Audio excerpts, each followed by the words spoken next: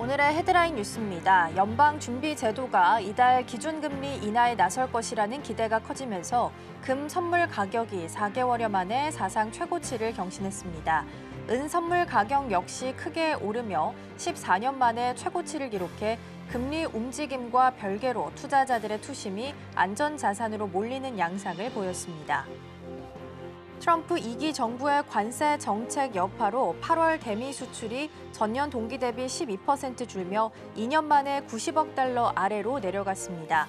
산업통상자원부가 발표한 8월 수출입 동향에 따르면 대미 수출은 87억 4천만 달러로 감소해 2023년 1월 이후 가장 낮은 수준으로 집계됐습니다. 중국 알리바바 AI 칩 개발과 미국 규제 충격에 반도체주가 약세를 보였습니다. 삼성전자와 SK하이닉스가 큰 폭으로 떨어지며 증시 전반 불안이 확대됐습니다. 미중 겨박제에 반도체 투자 심리가 위축된 모습입니다.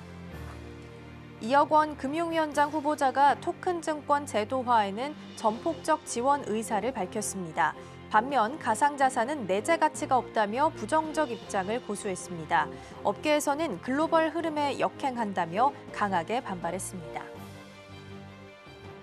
시청자 여러분 안녕하세요. 여러분의 성공 투자를 응원합니다. 출발 증시와이드 2부 시작합니다. 진행의 이가은입니다.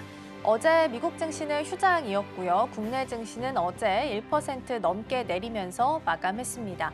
미국 증시는 호황을 유지하고 있지만 국내 증시는 박스권에 갇혀서 지지부진한 흐름을 이어가고 있습니다. 계절적으로 9월이 약세장이라고 하죠. 그리고 코스피의 전체 순이익 추정치도 하향 조정되고 있어서 약간의 걱정이 좀 되기는 합니다. 그래도 상법 개정안이라는 트리거가 여전히 남아있기 때문에 반등의 기회를 꾀할 수 있을지 함께 보시면 좋겠고요. 뉴스들 나오는 대로 확인하면서 전략 챙겨보도록 하겠습니다. 자, 그럼 이어서 오늘 저희가 준비한 코너도 함께 소개해드리도록 하겠습니다. 오늘 첫 번째 코너로는 빅애플 스탁 준비되어 있습니다. 트럼프의 상호 관세 정책과 관련해서 다시 한번 위법 판결을 받게 됐습니다. 트럼프 대통령은 대법원에 도움을 요청한 상태인데요. 자세한 내용 잠시 후에 함께 확인해 보겠습니다. 두 번째로는 넥스트 트레이딩 준비되어 있습니다. 그동안 다소 눌려 있었던 방산주가 다시 살아나고 있습니다. 지난 7월에 LIG 넥스원 실적에 실망하면서 떨어졌던 부분들 다시 한번 좀 회복할 수 있을지가 가장 중요할 텐데요. 어제는 대장주였던 하나 에어로스페이스가 먼저 움직임을 보였습니다. 애프터마켓에서의 움직임 잠시 후에 함께 확인해 보시죠. 자, 그럼 출발 증시와이드 2부 본격적으로 시작해 보도록 하겠습니다.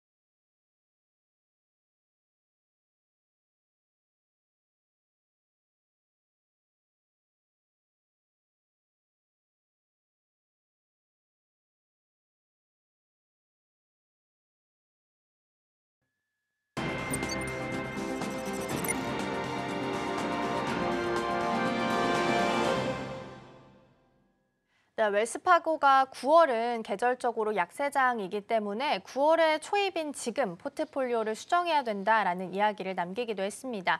실제로 그러할지 저가 매수가 유입이 돼서 시장이 좀 올라가게 될지 계속해서 흐름들 체크해 보도록 하겠습니다. 오늘 도움 말씀에는 서울경제TV 윤경철 본부장 자리해 주셨습니다. 본부장님 어서 오세요. 네, 안녕하십니까. 네, 오늘도 5가지 경제 키워드 준비되어 있고요. 첫 번째 키워드부터 화면을 통해서 함께 만나보시죠. 네, 오늘의 첫 번째 키워드입니다. 트럼프 연준 장악 시도이고요. 트럼프 대통령이 페드의 독립성에 정면으로 도전을 하고 있는 중이죠. 현직으로 있는 연준 인사를 해임하겠다라고 이야기하면서 법적 공방이 좀 시작된 건데요. 자세한 내용들 먼저 확인해 주시죠. 뉴욕타임즈에 이제 보도가 됐던 내용들이긴 한데 지금 일단 뭐 4대 3으로 약간 불리한 상황인데 어쨌든 충성도 높은 인사들을 이사회에 임명할 계획이고 단 한 자리만 더 채우면 일단은 균형이 자신에게 유리해질 수 있다라고 지금 판단하고 있습니다. 그래서 원래 백악관으로부터 이제 연준은 독립적이어야 되는 고 이제 그렇게 이제 영향력을 가지고 있는 그런 기관으로 알려져 있는데 이런 걸 이제 무시하는 거죠. 이제 그래서 이제 경제학자들은 대통령과 뜻을 같이 하는 4명의 이사가 있으면 행정부의 정책 결정에 큰 영향을 미칠 수 있다라고 지금 분석하고 있습니다. 그래서 이사회뿐만 아니라 12개, 요게 이제 문제가 뭐냐면 이사회에만 그치는 게 아니라 12개 지역 연방준비은행이라든가 이제 연준의 직원들도 여기 영향을 받게 되고 해당이 되기 때문에 완전 무게추가 이쪽으로 기울게 됩니다. 그래서 최근까지 이제 트럼프 대통령이 이사회 다수 의석을 확보할 가능성은 상당히 낮아 보였지만 국회라든가 다른 쪽에 지원을 받고 또 다른 변곡점이 아마 리사쿡 해임 문제가 아닐까라는 생각이 듭니다. 리사쿡 의원은 상당히 이제 여성으로서 상당히 이제 적극적이고 이 부분에 금리를 내리는 데 대해서 반대를 해왔던 그런 인물이긴 한데 이 대통령에 대해서 요 리사쿡 의원이 모기직 사기 혐의를 받았다고 주장하면서 해임을 촉구하고 있습니다. 그래서 리사쿡 의원은 혐의를 부인하면서 이제 소송을 하고 있는데 법원이 누구의 손을 들어주냐에 따라서 향후에 무게추가 어디로 갈지도 아마 정해지지 않을까라는 생각이 듭니다. 트럼프 대통령은 이 부분에 대해서 이제 다른 자신에게 유리한 어떤 위원을 이제 임명하겠다는 뜻을 분명하게 밝히고 있고요. 만약에 이렇게 되면 이제 원하는 부분은 뭐냐면 대폭 낮은 차입 비용이라든가 금리 인하가 아닐까라는 생각이 듭니다. 그래서 이 부분이 생기게 되면 상당한 변화가 있지 않을까라는 생각이 듭니다. 네, 페드는 독립성을 지켜줘야 되는 곳인데도 불구하고 현직 인사를 좀 해임한다라는 이슈가 좀 불거지고 있습니다. 이사 같은 경우에는 15년 정도 임기가 보장받아야 되는 상황인데 그럼에도 불구하고 트럼프 대통령의 해임의 이슈가 지금 끼어 있다라는 부분 짚어주셨습니다. 자, 그러면 자신의 입맛대로 실제로 연준을 좀 장악하게 된다면 금리 정책이나 미국 경제에는 어떤 영향을 주게 될까요? 일단 금리는 무조건 내려갈 것 같고 일단 지금도 내려갈 것 같은데 얼마를 내려가냐가 아니 관건이 아닐까라는 생각이 듭니다. 지금 이제 4.5 전후로 이제 왔다 갔다 하고 있는데 이게 사실 3대로 내려가느냐 아니면 0.25 정도밖에 안 내려가느냐 이 부분에 대해서 상당한 변화가 있을 것 같은 생각이고 만약에 충성도 높은 인사들이 이제 이사회 다수로 채운다면 금리는 정치 일정이나 국민에 따라서 조정이 될 수 있겠지만 이렇게 금리가 만약에 큰 폭으로 내려간다면 단기적으로는 경기 부양 효과가 나타날 수 있습니다. 가계와 기업의 이제 부담이 상당히 줄게 되겠죠. 금리가 주니까 빌런 모기지론이나 이런 것들의 이자를 덜 내게 되니까 부담이 들고요.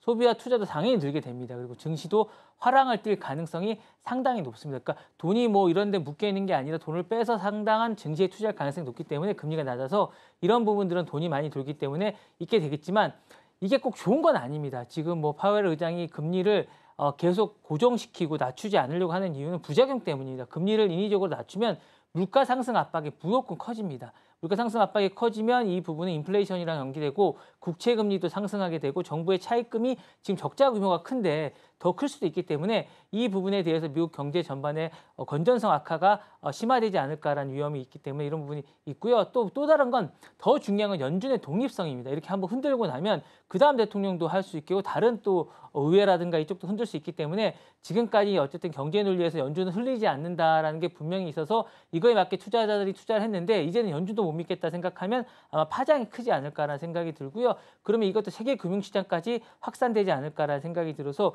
이 부분은 우리나라 같은 약간 선진국으로 이제 도약한 단계에 있는 우리나라 같은 경우에도 직접적인 충격을 받을 수 있습니다. 달러가 불안전해지고 어쨌든 자본이 빠져나가고 환율이 불안해질 경우에 금융 불안정 형태가 나타날 수 있고 요 자체는 증시로도 그대로 이어질 수 있기 때문에 이런 점들을 좀 유의하셔서 투자하셔야 되지 않을까라는 생각이 듭니다.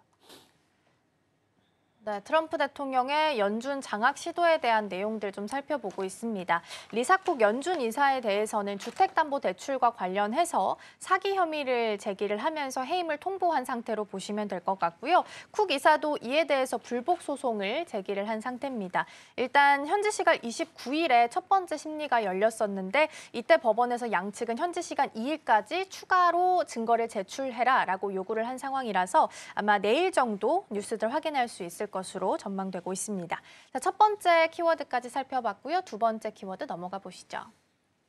네, 오늘의 두 번째 키워드입니다. 알래스카 LNG 역설이고요. 한때는 천연가스가 넘쳐나서 해외로 수출까지도 했던 곳이 바로 이 알래스카인데요. 최근에는 에너지 위기에 직면을 했다고 합니다. 어떤 내용일까요? 사실 뭐 정확하게 지적하신 것 같습니다. 그래서 이 부분에 대해서 뉴욕타임즈가 보도를 했었는데 앵커리지 지역과 이제 그 주변 지역의 이제 난방과 공급이 중심이었던 게 쿡앤넷이라고 요 분이 있습니다. 요 분이 어쨌든 가스원인데 과거에는 정말 넘쳐났습니다. 뭐 어떻게 주체를 못하고 그냥 계속 불태우거나 이랬었는데 지금은 생산이 급감하면서 앵커리지 시민들조차도 몇 년 안에 난방이 부족해지지 않을까라는 걱정을 할 수 있을 정도고요. 실제로 이제 수십 년간 지역 내 생산을 지속해왔고 하락을 해왔는데 이 부분에 어쨌든 공급할 수 없다라는 입장을 약간 밝히고 있는 이런 입장이라고 합니다. 그래서 이로 인해 전력 당국은 2028년도 무렵엔 공급이 부족화가 현실화될 수 있다라고 얘기하고 있고 액화 천연가스의 수입, 이젠 수출이 아닙니다. 수입의 필요성을 검토 중이라고 하고 있는데요. 이게 왜 그러냐면 이게 너무 믿다 보니까 그동안 꾸준한 어쨌든 투자나 개발이 이어지지 않고 계속 이런 기업들이 채굴 약속을 지키지 않는다고 합니다. 그러다 보니까 정부가 리스를 취소하고 그러다 보니까 부족 현상이 나타나게 되는 건데 전력 공급이 문제가 뭐냐면 단순히 도시 한 지역이나 뭐 어떤 한 지역에만 머무는 게 아니라 알래스카 70%가 머물고 있는 이 지역에 영향을 줄 수 있게 되고 그렇게 될 경우에 블랙아웃이죠. 이제 롤링 블랙아웃이라 순환 정전이라고 합니다. 그래서 점차적으로 이제 정전을 하게 되는 이런 사태도 이제 예기치 예상할 수 있다라고 얘기를 하고 있고요. 이 부분에 대해서 현실이 직면하게 될지 이제 수입에 의존하게 될지는 향후에 좀 지켜봐야 되겠지만 이대로 간다면 분명한 건 우리나라가 이제 LNG 수입을 하려고 하는데 이거는 이제 물 건너가지 않을까라는 생각이 들고 향후에도 현지에서 난방 및 어쨌든 전력 부족 현상이 심화될 것이라고 예상을 계속하고 있습니다. 네, 트럼프 대통령이 다른 국가들과 이제 관세 관련한 협상을 진행할 때도 항상 내걸었던 카드 중에 하나가 LNG 협상 카드이기도 했었죠. LNG 쪽에서 전력에 대한 부족이 나타날 수 있다라는 부분에 대해서 말씀을 좀 주셨는데요. 트럼프 대통령이 이렇게 밀어붙이고 있는 프로젝트 중에 하나가 바로 LNG 프로젝트인데 그렇다면 한국 정부와 협력할 가능성에 대해서는 어느 정도로 좀 보고 계실까요? 트럼프 정부는 되게 강력하게 밀어붙이고 있는 건 사실인 것 같습니다. 알래스카 LNG는 알래스카 북부 가스를 남부항까지 파이프라인을 연결시켜서 액화시킨 다음 아시아로 이제 수출하는 초대형 프로젝트입니다. 지금까지 이제 하지 않았고 이걸 만약에 하게 될 경우에 이 부분은 상당한 효과가 있고 아마 알래스카 경제 나아가서 미국 경제 전체에 상당한 영향을 줄 수 있다라고 이제 생각을 하고 있는 것 같고요. 근데 문제는 이제 돈입니다. 총 투자 규모가 400억 달러 정도 되고 미국의 대체적인 전략 산업이다 보니까 이 부분이 어쨌든 실효성이 있느냐, 수익성이 있느냐를 상당히 따져봐야 될 것 같은데 일단 우리나라에 수출을 한다면 우리나라에서는 어쨌든 좋은 케이스가 되지 않을까라는 생각이 듭니다. 왜냐하면 주목할 만한 게 운송 거리입니다. 미국에서 걸프만까지에서 이제 우리나라까지 오는데 한 20일 정도 걸린다고 해요. 천연가스가 오는데. 근데 이제 알래스카에서 출발하면 7일이면 도착한다고 하면서 운송비 절감과 공급이 안정적인 게 되는 거죠. 왜냐하면 걸프만에 있는 그 LNG 같은 경우에는 많은 나라들이 하기 때문에 공급이 차질을 빚을 수 있지만 만약 독점적으로 이걸 하게 된다면 우리나라에 안정적이고 이제 매력적으로 다가올 수 있다라고 생각하는데 실제로 우리나라는 이제 LNG 수입국 세계 3위 정도 될 정도로 많이 쓰고 있습니다. 차량도 쓰고 뭐 난방에도 쓰고 많이 쓰고 있는데 그러면서 이제 알래스카가 이제 LNG가 남아 돈다고 하니까 이 부분에 대해서 상당히 많은 의미가 있었고 이번에 이제 한미 정상회담에서도 이게 얘기가 나왔다고 하는데요. 트럼프 행정부 또한 이제 동맹국의 LNG 수입을 확대를 해왔습니다. 그래서 우리나라가 첫 번째 순위고 이제 배가 뜨기도 했었는데요. 이 부분에 대해서 이제 향후에 계속적으로 이게 지속적으로 될지 아니면 시험적으로 그칠지는 지켜봐야겠지만 다만 지금 문제가 변수가 생긴 게 이거 아닐까라는 생각이 드는데요. 알래스카 내부에도 이제 부족하다는 얘기가 계속 나오고 있기 때문에 이게 실현 가능하겠느냐 이 부분은 좀 더 지켜봐야 될 것 같은 그런 생각이 있지만 만약에 실효가 된다면 우리나라에게 좋은 케이스가 되지 않을까라는 생각이 듭니다.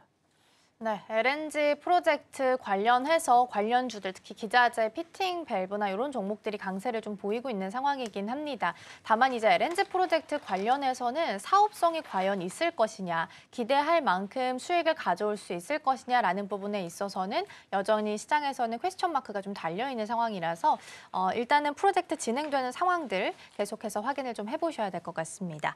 자, 다음으로 세 번째 키워드 넘어가 보겠습니다. 네, 오늘의 세 번째 키워드는 상호관세 무효이고요. 트럼프 대통령의 상호관세 관련해서 연방항소법원에서 다시 한번 위법 판결을 내린 상황입니다. 트럼프 대통령은 여기에 불복하지 않고 대법원에 도움을 요청한 상황인데요. 어떤 내용인지 먼저 살펴보겠습니다.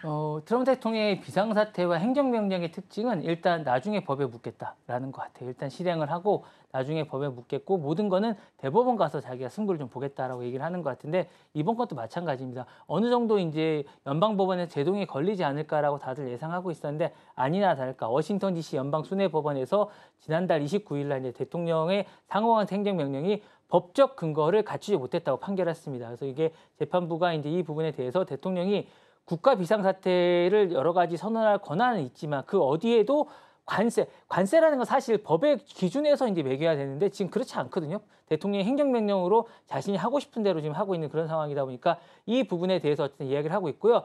대통령의 무제한적인 관세 권한을 주려고 하는 것은 아니기 때문에 이 부분은 위법하다라고 해서 무효 판결을 지금 내린 상태입니다. 그래서 이 판결은 10월 14일까지 이제 효력이 발생하고 있고요.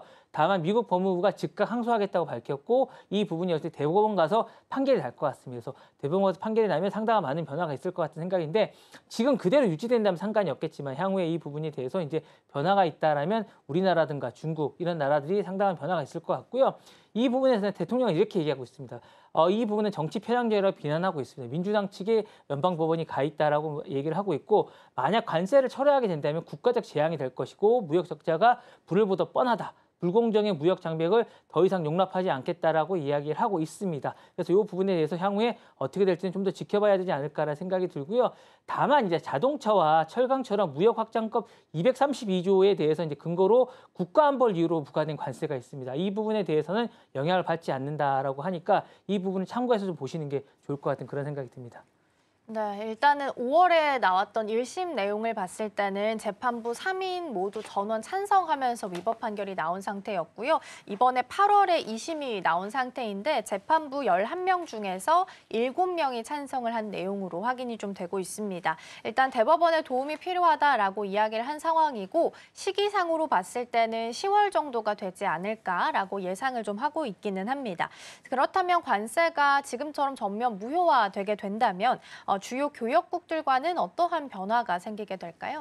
관세하고 이제 금리하고는 한 패키지라 보시면 될 것 같아요. 관세가 이제 무효화되면 가장 먼저 나는 게 물가에 대한 안정성이라든가 이런 것들이 있을 것 같아요. 왜냐하면 전반적으로 관세 때문에 지금 물가가 많이 올라가 있는 상태입니다. 그래서 물가가 올라가고 재정 적자를 줄이기 위해서 이런 거긴 한데 한국이라든가 유럽산 제품들의 가격이 내려가면서 물론 자동차는 변수가 좀 있겠지만 나머지 부분들에 대해서 수입 부분의 반도체라는 이런 것들이 상당히 체감으로 이제 줄게 됩니다. 그러면 이제 물가가 내려가게 되고 안정화가 될 수 있는 이런 효과가 좀 있습니다. 그리고 이제 반대로 미국 제조업은 이제 리쇼링을 계속 하려던 정책은 아마 좌절되지 않을까라는 생각이 들고요. 철강과 자동차 등 국내 산업은 수입품과 치열한 경쟁을 하고 지금도 경쟁력이 약한데 더 약화되지 않을까. 가격 경쟁까지 없기 때문에 약화될 것 같은 그런 생각이 듭니다.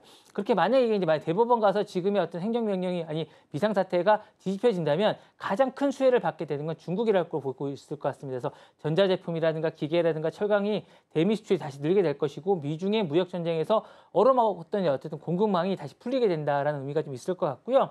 한국 역시 긍정적인 효과 기대됩니다. 사실 지금도 여러 가지 어려움이 참 많습니다. 수출 호황이다라는 분위기 속에서 이런 찬물을 끼얹고 있는데 철강이라는 자동차를 제쳐두고라도 배터리든 수출 다양한 반도체라든 이런 것들이 경쟁력을 높아짐에 따라 수출 확대가 더욱 될 거라는 생각이 좀 들고요. 특히 이제 중국을 갖춰서 미국과는 중간재 공급이 상당히 많은데 이 부분도 상당히 강점이 되지 않을까라는 생각이 들면서 이번 조치가 현실화가 만약에 된다면 교육 활성화에 더욱 도움이 되지 않을까라는 생각이 듭니다. 네, 만약에 무효로 밝혀지게 된다면 트럼프 행정부 입장에서는 재정 적자에 대한 충격은 좀 불가피한 상황으로 보셔야 될 것 같고요. 지금 상호관세에 대해서 이야기가 나오고 있는 상황이기 때문에 트럼프 행정부에서는 품목관세를 이유로 해서 더 많은 광범위하게 부과될 가능성 또한 있다라는 부분도 함께 참고해서 보시면 좋겠습니다. 자, 그럼 이어서 네 번째 키워드 함께 살펴보시죠. 네, 오늘의 네 번째 키워드입니다. AI 붐의 그림자이고요. 이전에 인공지능 스타트업의 유망주로 꼽히면서 15억 달러 기업 가치를 인정받았던 곳이 바로 빌더 AI입니다. 그런데 빌더 AI가 내부 조사에서 매출이 크게 부풀려졌다라는 내용이 좀 보도가 됐고요. 결국 파산까지 이르게 된 건데요. 자세한 내용 먼저 좀 짚어주시죠. 빌더 AI라는 게 어떤 기업이냐고 이제 먼저 알 필요가 좀 있을 것 같은데요. 여러분 앱 개발할 때 되게 힘드시죠?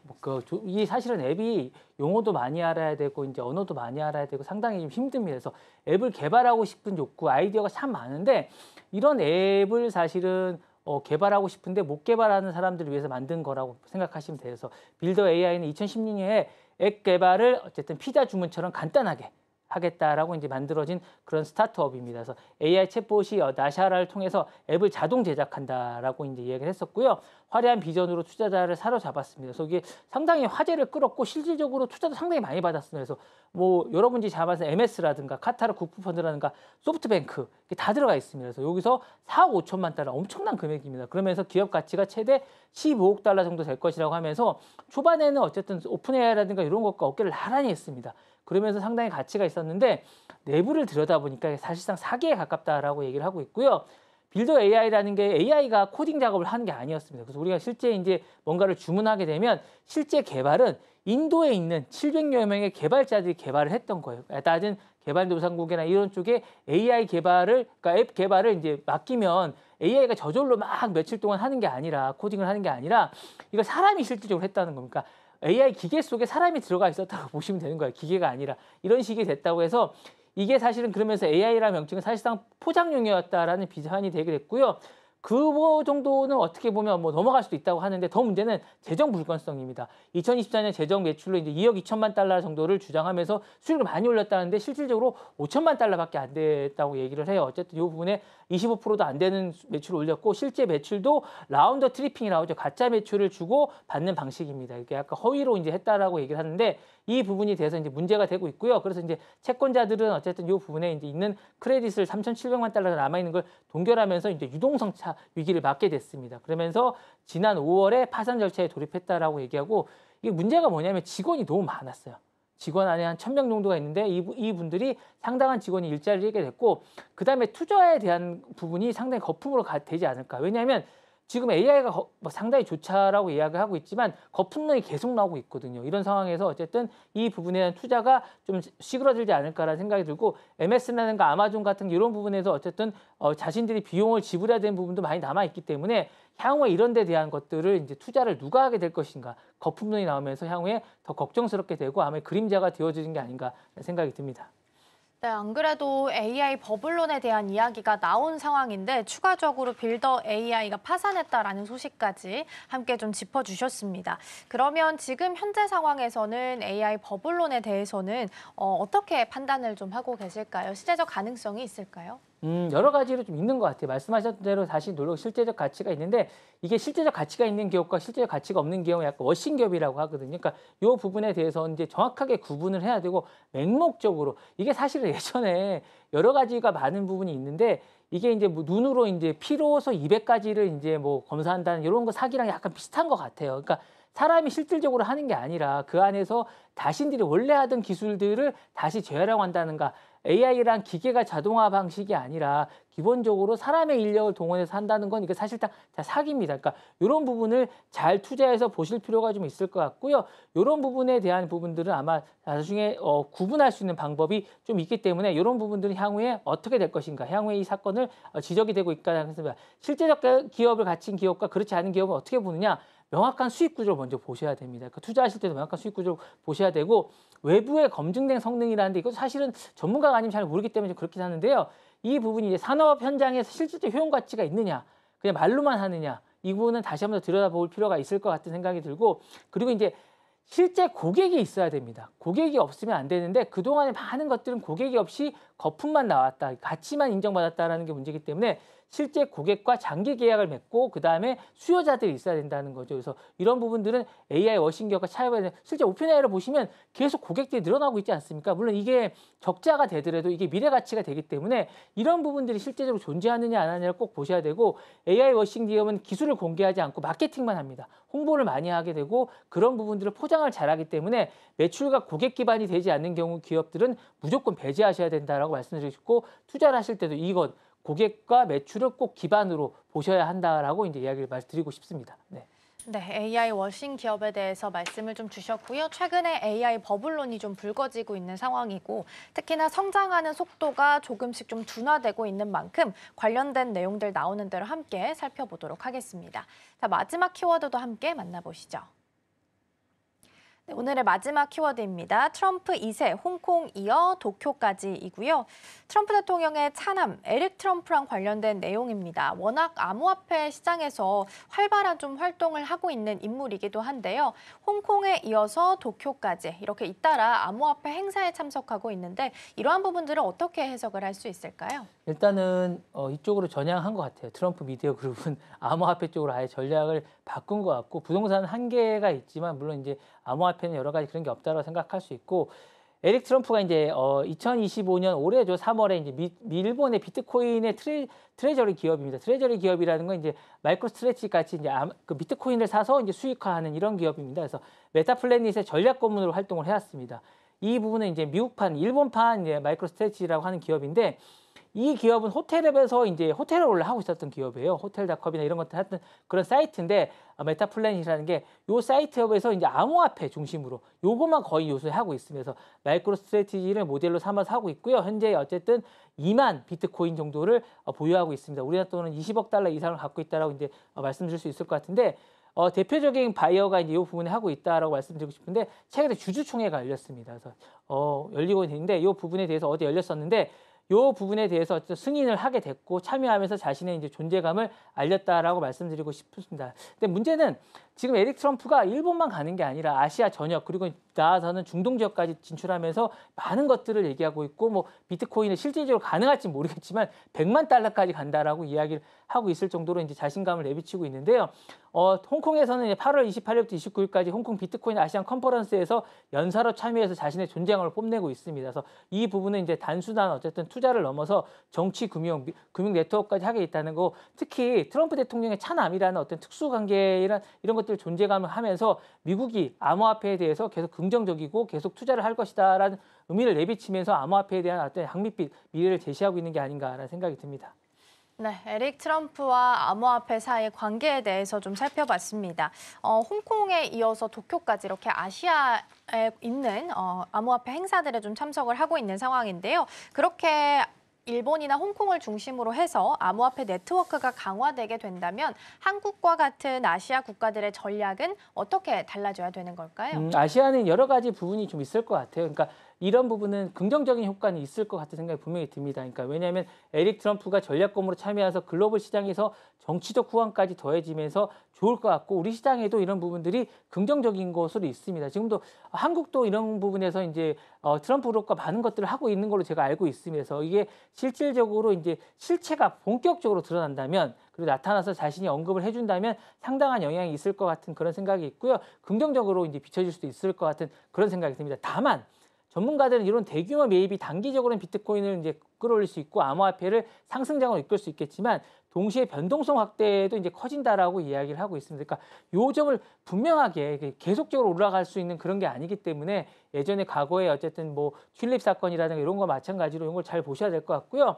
미국의 일본, 홍콩을 잇는 암호화폐 네트워크가 강화되면 우리나라 같은 경우는 전략적 변화도 좀 불가피할 것 같은 생각입니다. 혼자 할 수 있는 게 아니거든요. 그래서 규제의 투명성을 높여야 될 거예요. 왜냐하면 지금 계속 문제가 뭐냐면 투명성이 없어요. 이 부분에 투명성이 없기 때문에 투자자들이 망설이게 되는데 이 부분을 투명성을 높여서 투자를 더 많이 이끌어내야 될 것 같고 기관 투자자들도 참여를 해야 됩니다. 그러니까 개인 투자만은 한계가 좀 있기 때문에 이 부분과 함께 외국에서도 돈이 들어올 수 있는 기반을 마련해서 원화 기반의 어떤 디지털 자산도 만들어서 인프라를 강화하면서 지금 계속 뭐 스테이블 코인이 계속 다른 나라도 만들어지고 있지 않습니까? 뭐 위안화도 만들어지고 달러화도 만들어지고 있는데 원화 기반도 빨리 만들어져서 국제 경쟁에 뒤지지 않는 그런 기반을 만들어야 하지 않을까라는 생각이 듭니다. 네.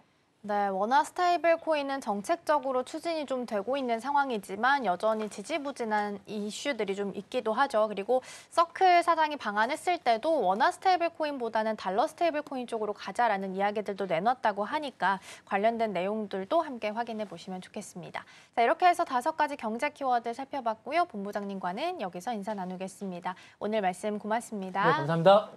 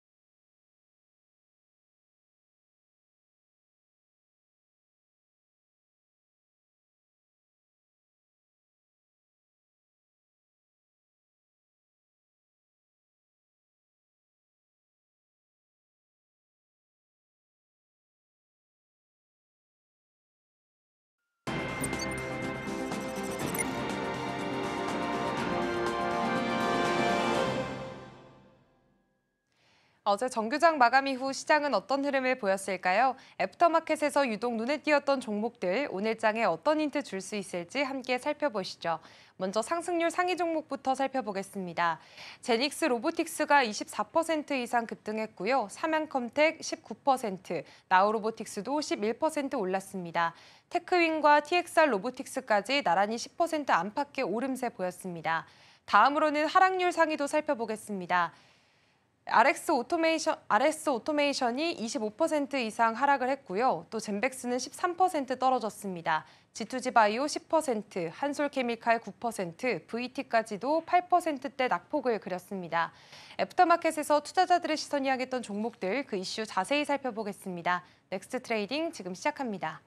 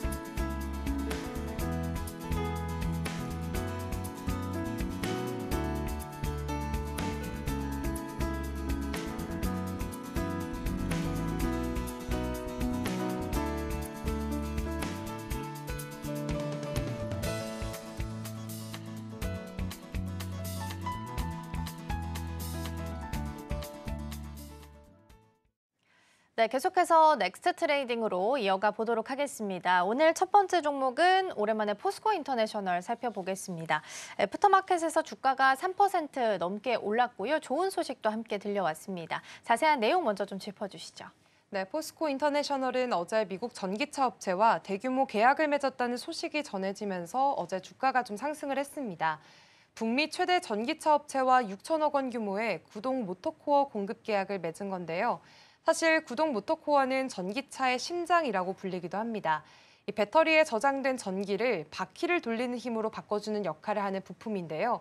이 부품에는 영구 자석이라는 소재가 들어가서 희토류가 쓰이게 됩니다.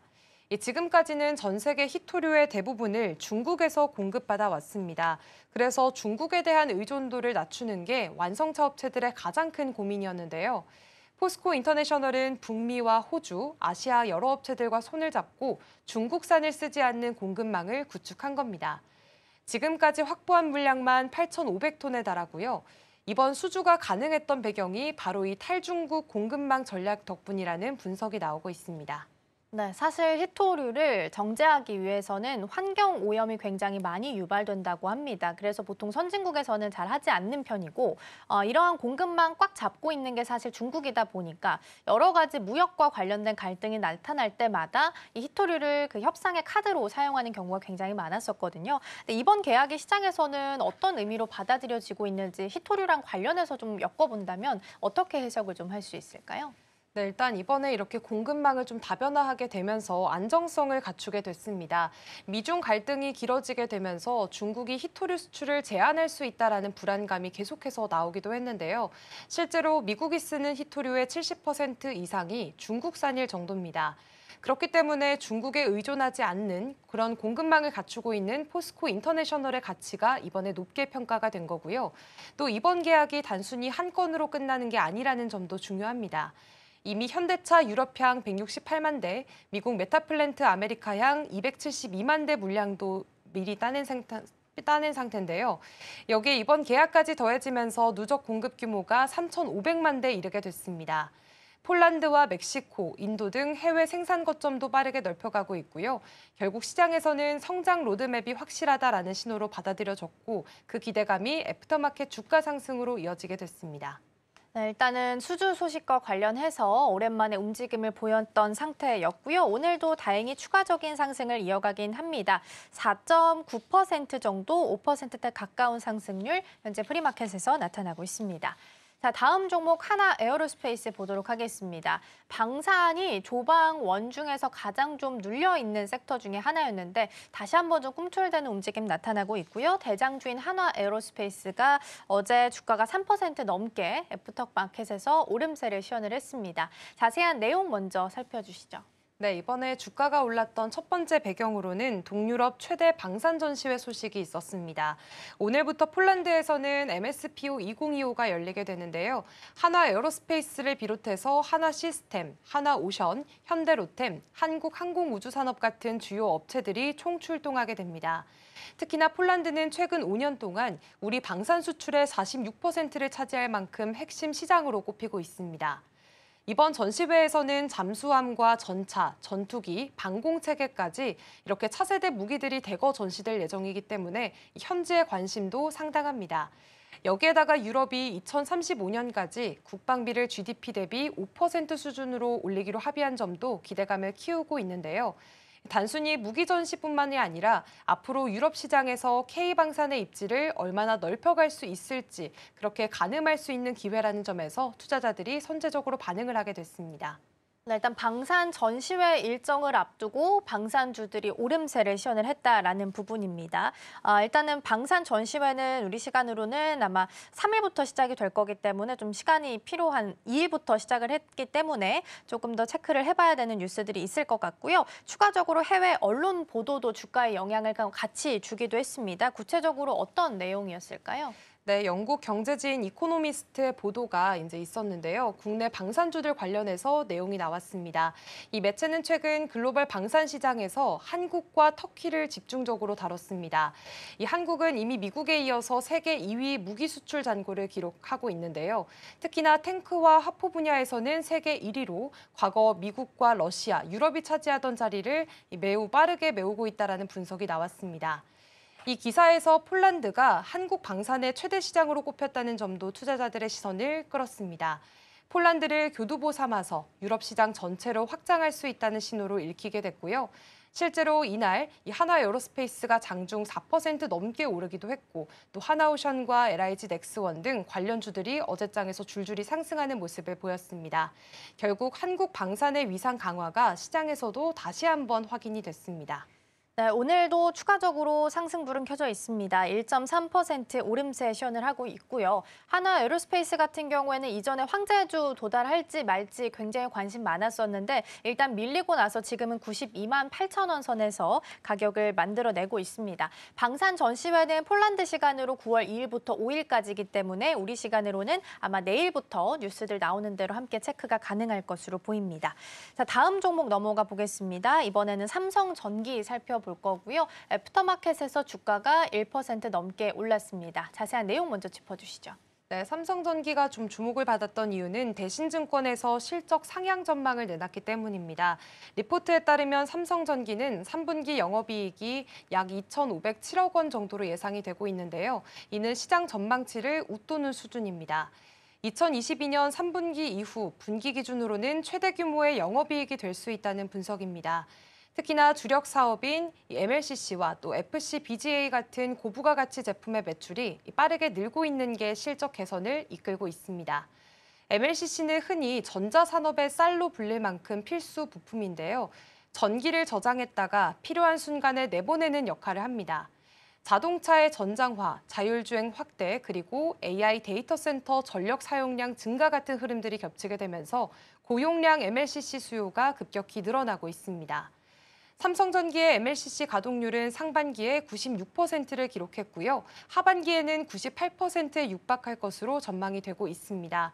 공급 부족 가능성까지 제기될 정도로 수요가 탄탄하다는 점에서 시장의 주목을 받았습니다. 네, MLCC 같은 경우에는 일종의 댐 같은 역할을 한다라고 보시면 될 것 같습니다. 전류나 전기의 양을 좀 조절해주는 역할을 하고 있는 거고요. 지금 이 부분은 AI나 자율주행 그리고 뭐 휴머노이드 로봇의 시장이 더 커지면 커질수록 그 양이 더 많이 필요한 상황으로 해석을 할 수 있겠습니다. 이러한 부분은 삼성전기의 실적에 있어서도 큰 도움이 될 수 있을까요? 네, 맞습니다. 삼성전기의 강점은 단순히 현재 실적 개선에만 그치지 않는 상황인데요. 우선 MLCC는 내년 이후에 스마트폰과 PC에서 AI 기기로 교체 수요가 본격화된다면 더 많은 수요가 발생할 수 있습니다. 고성능 MLCC는 일반 제품 대비해서 영업이익률이 3배에서 4배 정도 높기 때문에 수익성 확대에도 직접적으로 기여를 할 수가 있겠고요. 또 FC BGA 사업도 본격적으로 성장 궤도에 올라서고 있습니다. AI 서버와 데이터 센터용 비중이 늘어나게 되면서 올해 3분기부터는 전체 패키지 솔루션 매출의 절반 이상을 차지할 것으로 예상이 되고 있는데요. 특히나 삼성전자가 테슬라에 공급하는 차세대 AI 반도체에 삼성전기의 FC BGA가 탑재되는 것으로 알려지면서 주목을 받고 있습니다. 여기에 카메라 모듈 사업은 폴더블폰 수요를 기반으로 또 자율주행차와 휴머노이드 로봇 같은 신산업으로도 확장이 되고 있습니다. 예를 들어서 현대차 그룹 산하 로봇 계열사인 보스턴 다이내믹스와의 협력 가능성이 언급될 정도로 협력 범위가 점차 넓어지고 있습니다. 이런 점들이 모두 합쳐지게 되면서 삼성전기가 AI와 자율주행, 휴머노이드 등 이 미래 성장 산업에서 경쟁력을 확보하고 있다라는 긍정적인 평가로 이어지게 됐습니다. 네, 삼성전기가 최근에 관심을 좀 많이 받고 있는 상황입니다. 원래 이 종목이 진짜 엉덩이가 좀 무거운 종목이라서 잘 움직이지 않는데 오늘도 1% 넘게 오르고 있고요. 16만 3,900원 선까지 현재 프리마켓에서 나타납니다. 그리고 추가적으로 오늘 아침에 나왔던 리포트 보면 목표 주가도 18만 원에서 22만 원까지 올려 잡으면서 투자 의견, 매수 유지하는 리포트도 있었으니까 함께 참고해 보시면 좋겠습니다. 자, 그럼 이어서 하락한 종목들도 하나씩 보도록 하겠습니다. 첫 번째로 SK하이닉스입니다. SK하이닉스가 많이 떨어져서 고민하셨던 분들도 많이 계실 것 같아요. 어제 삼성전자랑 SK하이닉스 모두 5일선, 21선 이탈하면서 마감을 좀 한 상황이거든요. 주가도 4% 넘게 떨어졌습니다. 구체적인 내용 먼저 좀 짚어주시죠. 네, 일단 여러 가지 악재들이 끼면서 SK하이닉스가 어제장에서는 좀 큰 폭으로 떨어졌습니다. 먼저 첫 번째 배경부터 살펴보시면요. 미국 정부의 규제 강화가 있었습니다. 미 상무부가 삼성전자와 SK하이닉스의 중국 공장을 검증된 최종 사용자, 이른바 VEU 명단에서 제외를 하기로 했습니다. 이 VEU 지위는 미국산 반도체 장비를 들여올 때 별도의 허가 절차 없이 반입할 수 있는 일종의 패스권이라고 보시면 되겠는데요. 이 지위가 사라지게 되면서 내년 초부터는 장비를 들일 때마다 미국 정부의 개별 승인을 받아야 합니다.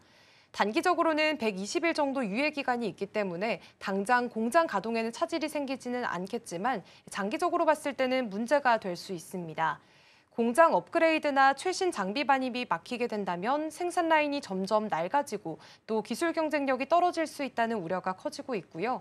특히나 SK하이닉스는 중국 우시 공장에서 전체 D램의 40%를 생산하고 있기 때문에 이번 조치의 충격이 더 크게 다가왔습니다. 삼성전자도 낸드 생산에 영향은 있지만 매출 비중이 SK하이닉스만큼 크지 않다는 점에서 상대적으로 부담은 덜하다는 평가가 나오고 있는데요. 결국에는 이번 조치가 SK하이닉스의 투자 심리를 더 크게 흔들었습니다. 네, 그래서 뉴스 기사 중에 SK하이닉스가 공장을 하나 더 가지고 있어서 더 많이 떨어진 거냐라는 우스갯소리의 기사가 있기도 했습니다. 그만큼 일단은 단기적으로는 충격이 좀 불가피하다라는 측면에서 보시기는 해야 될 것 같고요. 여기에 추가적으로 알리바바 자체 AI 칩 소식, 개발 소식도 함께 좀 악재로 작용을 하면서 주가를 끌어내렸습니다. 어느 정도 투자 심리에 영향을 좀 주긴 했겠죠?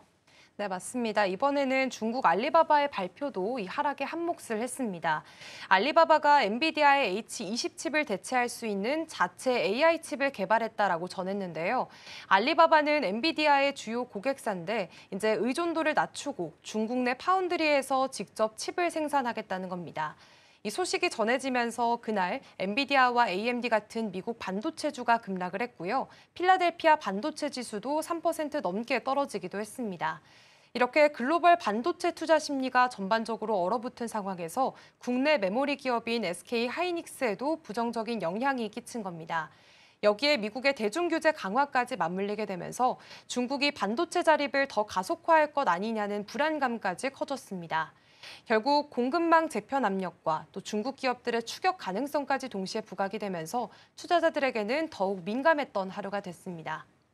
네, SK하이닉스가 지금 한 0.2% 그래도 오름세를 시현을 하고 있는 상황이고요. 삼성전자도 같이 보면 0.3% 정도 오름세 나타나고 있습니다. 근데 딥시크 쇼크만큼은 아니었습니다. 왜냐하면 딥시크는 자체 칩을 적용해서 어쨌든 최종적인 게 나온 상태인 거고 이번에 알리바바는 칩을 만들어서 테스트하겠다라는 내용까지가 나온 거다 보니까 추가적인 하락이 좀 나오진 않는 것 같습니다. 다만 차트상으로 단기 이평선을 좀 이탈하면서 종가를 형성을 한 상황이기 때문에 추가적인 움직임은 오늘 시장 안에서 확인을 좀 해보셔야 되지 않을까 싶습니다.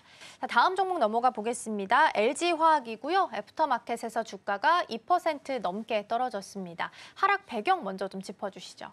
네, 일단 이번 하락 배경에는 실적 전망 부진이 직접적인 원인이 됐습니다. FN가이드에 따르면 3분기 매출은 전년 대비 13% 이상 줄고 영업이익도 소폭 감소할 것으로 추정이 됐습니다. 주력인 석유화학 부문은 공급 과잉과 수요 둔화로 적자가 이어질 가능성이 크고요. 미중 간 상호관세 부과까지 겹치게 되면서 전방 산업의 수요 위축 우려가 함께 커졌습니다.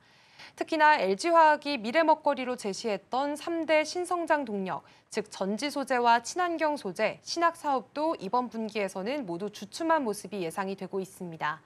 전지 소재는 전기차 보조금 축소와 수요 둔화 탓에 북미 지역 양극재 출하량이 줄어들 것으로 보이고 있고요. 친환경 소재는 시장 개화 속도가 더디다 보니까 수익성 확보가 쉽지 않은 상황입니다. 신약 사업 역시나 긴 연구개발 주기와 사업 포트폴리오 재편 과정에 있어서 단기간에 성과를 내기 어렵다는 평가인데요.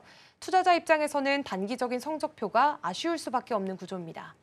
네, LG화학 먼저 좀 살펴보고 있는데요. LG화학이 최근에 에스테틱 사업을 매각하는 등 포트폴리오 조정에도 나서는 모습이 나타났었거든요. 이런 부분은 어떻게 해석을 좀 할 수 있을까요? 네, LG화학은 신약 사업 내에서도 좀 선택과 집중 전략을 본격화하고 있는 모습입니다. 대표적으로는 지난달 초 히알루론산 필러인 이브아르를 주력으로 해서 에스테틱 사업을 약 2천억 원에 매각을 했습니다. 이는 사업 부진 때문이라기보다는 항암제 중심의 생명과학 부문을 재편하려는 전략적인 판단인데요. 실제로 현재 LG화학의 신약 파이프라인 16개 가운데 절반 이상이 항암제 관련일 정도로 지금 방향을 뚜렷하게 잡고 있는 모습입니다. 또한 백신 사업에서도 힘을 싣고 있습니다. 유니세프의 이 소아마비 백신 유폴리오를 공급하고 있고 영아용 혼합 백신 국산화 프로젝트도 진행 중입니다. 다만 이런 분야들은 긴 투자와 또 임상 과정을 거쳐야 되기 때문에 당장의 실적 기여는 제한적일 수밖에 없고요. 현재 증권가들의 평가는 엇갈리고 있습니다. 메리츠증권은 최근 보고서에서 LG화학의 주가 상승은 LG에너지솔루션 지분 가치와 또 2차 전지 업종 강세에 기대는 측면이 크다고 분석을 하면서 석유화학과 전지 소재 부문의 적자는 기업 가치에 부담을 줄 수 있다고 지적을 했습니다. 결국에 단기적으로는 펀더멘털 약화 우려가 주가에 반영이 됐고요. 신사업 전환 과정은 시간이 필요하다는 점에서 이번 하락의 배경을 꼽을 수 있겠습니다. 네, 석화 그룹들은 최근에 이제 구조조정 이야기가 나오면서 주가가 긍정적으로 반응을 한 바가 있습니다. 그런데 이제 자세히 좀 들여다보면 강제성이 좀 없습니다. 기업의 자율성에 맡기다 보니까 그 효과가 아직까지는 좀 미미한 상황인 것 같고요. 오늘 LG화학은 0.37% 정도 강보합 지켜내는 모습 나타나고 있습니다.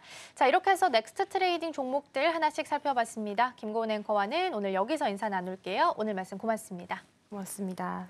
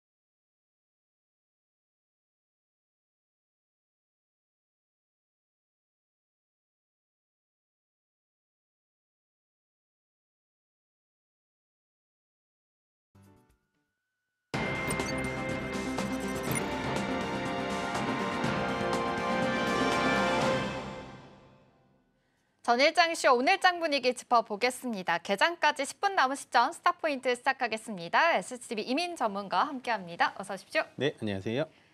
네, 일단 간밤에 뉴욕 증시는 노동절로 인해서 휴장이었습니다. 하지만 전일장의 이슈를 좀 짚어보자면 뉴욕 증시가 아무래도 이 중국발 악재로 인해서 반도체 전반적으로 좀 흔들린 모습이 이어졌었습니다. 필라델피아 반도체 지수도 3% 좀 밀리는 모습이었죠. 그러다 보니 어제 우리 증시에서도 이에 대한 영향이 있었습니다. 반도체 투톱이 좀 밀리면서 코스피, 코스닥 양시장 또는 투심이 얼어붙은 모습이었습니다. 어제 시장부터 복귀해 보도록 하겠습니다. 전문가님 어제 시장 좀 반도체 투톱도 크게 밀렸고요. 네. 외국인들의 매도세도 좀 강했습니다. 사실 8월만 생각했을 때 계속 좀 박스권 안에서 머무는 장세였잖아요.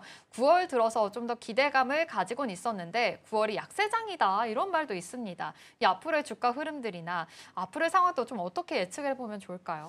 일단은 뭐 8월 달에 분위기가 좀 좋지 않았고 그러니까요. 박스권에 갇혀 있다 보니까 상당히 네. 좋지 않았고요. 9월 달 어저께 첫 거래일에 좀 기대를 많이 하셨던 분들이 많으셨을 텐데 네. 9월 달 첫 거래일도 뭐 예상치 못한 좀 악재가 나오다 보니까 아이러니하게도 8월 1일 날 좀 급락이 나왔던 거와 똑같이 좀 급락이 나왔습니다.